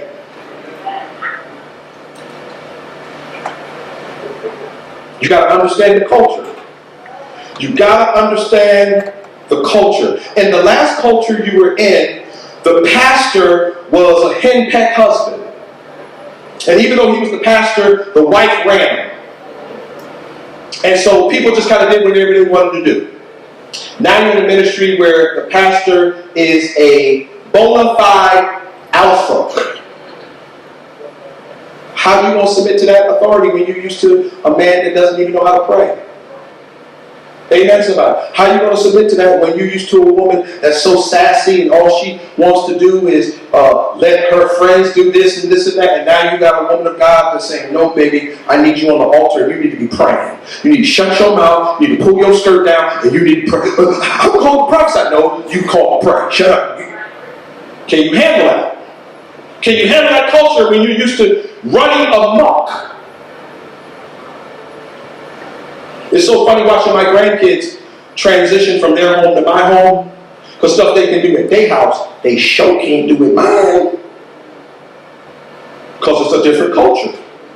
My grandkids get in the car and say, I know, Pop, I can't eat in here. This is the Lord's car. I understand it. That's right. That's right. Heck yeah, I don't care what you do in your mama's car. You ain't doing it up in here. It's a different culture, and you need to understand that. And sometimes people aren't good with being able to flow in a different culture. Y'all hear what I'm saying to you? And what kind of culture is your church? What kind of culture does your church possess? Now, here's another 3 C's. That's 1 3 C's. Here's another 3 C's. So I'm running out of time. Calling. Are you called to do what you do? Are you called to do what you do? Because if you're called to do what you do, you're going to do that thing. You're going to do it well. You're going to do it with your eyes closed. You're going to do it under pressure. You're going to do it with your kids sick. You're going to do it with having to go to work in the morning. You're just going to do the daggone thing because you're called to do it. But if everything that comes your way stops you from and prevents you from doing what you're called to do, you probably ain't called to do it. Well, Pastor, I couldn't do it this week because the baby was sick. Well, Pastor, my dog had an ingrown toenail. I had to go to that. Well, Pastor, I had a sore throat. And every week you got another story. You ain't called. Because come on, mamas. I'm talking about you mothers that are called. That got a sick child, but you still got to go to work. I'm talking about you mamas that have been at work all day long, but you still got to come home and cook a meal. Tired of you know what? Almost burning yourself trying to cook. And you still do it. Why? Because you called. Amen, somebody. That's why everybody that calls themselves a mama ain't really a mama. Because are you willing to sacrifice like a mama do? Been at work all day long, now your baby's sick, now you got people up all night long. I'm talking about, are you called for this? Because you got to ask yourself, because maybe that's why you've never been able to progress and you're still below average because there's not a calling on your life.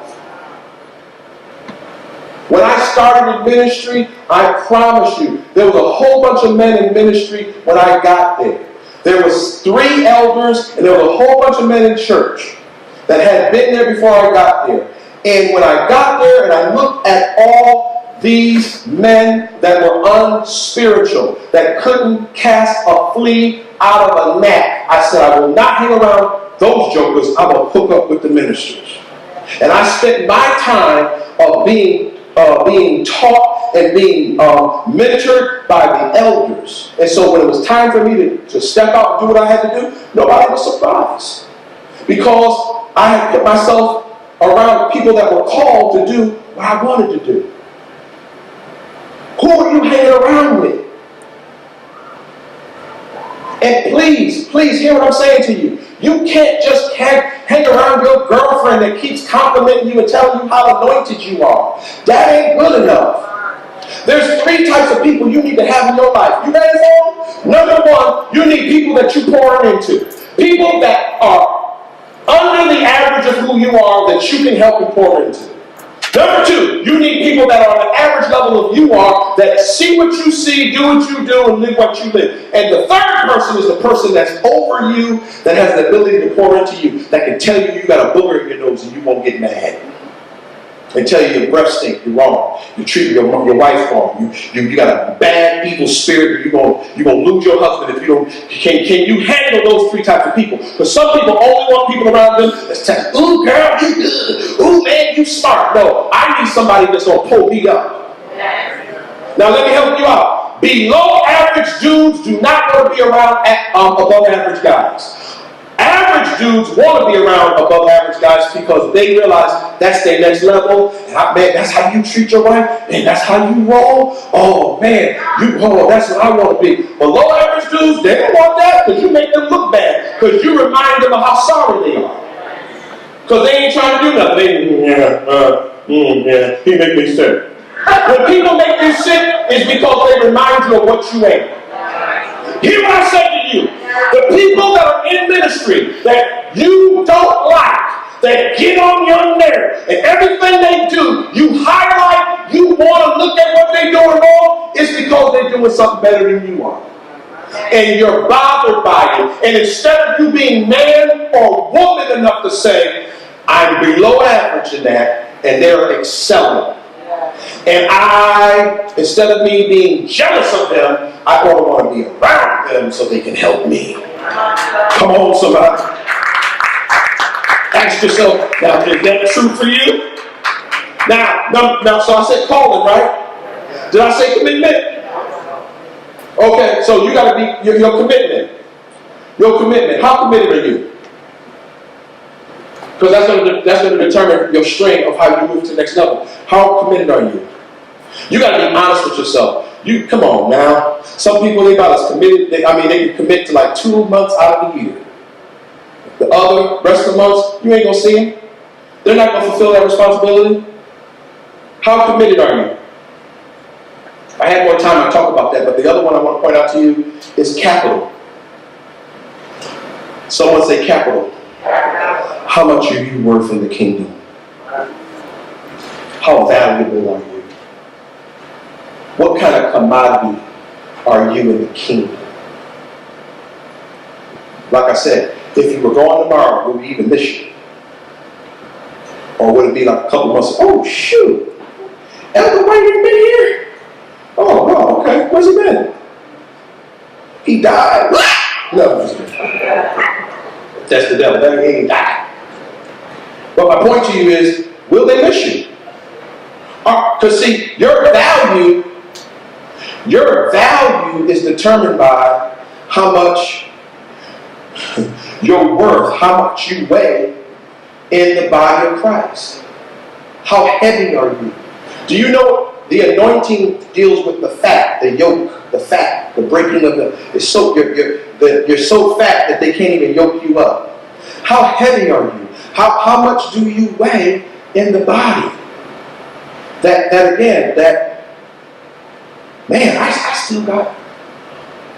I still have a 4-point, but I'm just going to tell y'all what that 4-point is. The last point is no practice, no performance. If you can't practice with me, if you can't come to rehearsal, then you can't perform with me. I'm sorry. I don't care how good you are. I don't care if you Allen Iverson. If you can't come to practice, then you don't play. Okay? Timothy 2:15 says, study to show thyself approved unto God, a workman that needeth not to be ashamed, rightly dividing the word of truth. Practice. Whatever your leader assigns you to oversee, within 6 months you should be the church guru regarding. If I give you something, and I say, or Pastor Lee gives you something and says, I want you to start this ministry. In 6 months, you ought to be a guru on it. When I come back at you in 6 months, you ought to be able to explain to me nuts and bolts of how this thing works. You ought to be a master at it because you're supposed to study and show yourself approved. Now, 6 months, a year later, I know more than you haven't applied yourself. If I know more church songs than Sister Shapley's, what does that say? Hey, Sister Shapley's, you know so. No, I never heard that one. Hey, you heard so. No, I never heard that one either. What the world? What got you doing it for? You ain't listening to the latest songs. You ought to be buying them. You ought to be listening to them. You ought to be studying. You ought to be reading books. I'm putting you over this. And then you ought to be in Barnes and Noble figuring out what book I need. Okay, I need to learn this. I need to be disciplined in this. You ought to be better at this before I give it to you. So if you're not practicing, you can't perform. And the reason why some people are horrible performers is because they never practice. And people want to practice up on stage on Sunday. That's not the time to hear Billy play his little flute. That's when you home and he driving you crazy. Let him do that. When he get that's what we want to hear. Okay? Until then, keep him home with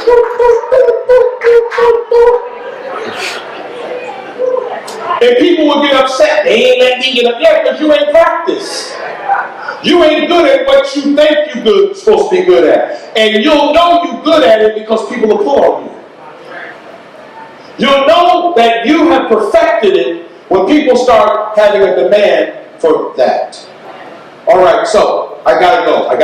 So in 12 months' time, that department should look like a complete overhaul because of your leadership. If it still looks the same as it did when he first gave it to you, you were just managing it. You weren't leading it. You were just managing it. And I'm going to talk to you tomorrow about the difference between a manager and a leader. Many of you that are sitting in this room right now are managers that I'm trying to develop into leaders. Because a leader can take anything and make a ministry out of it.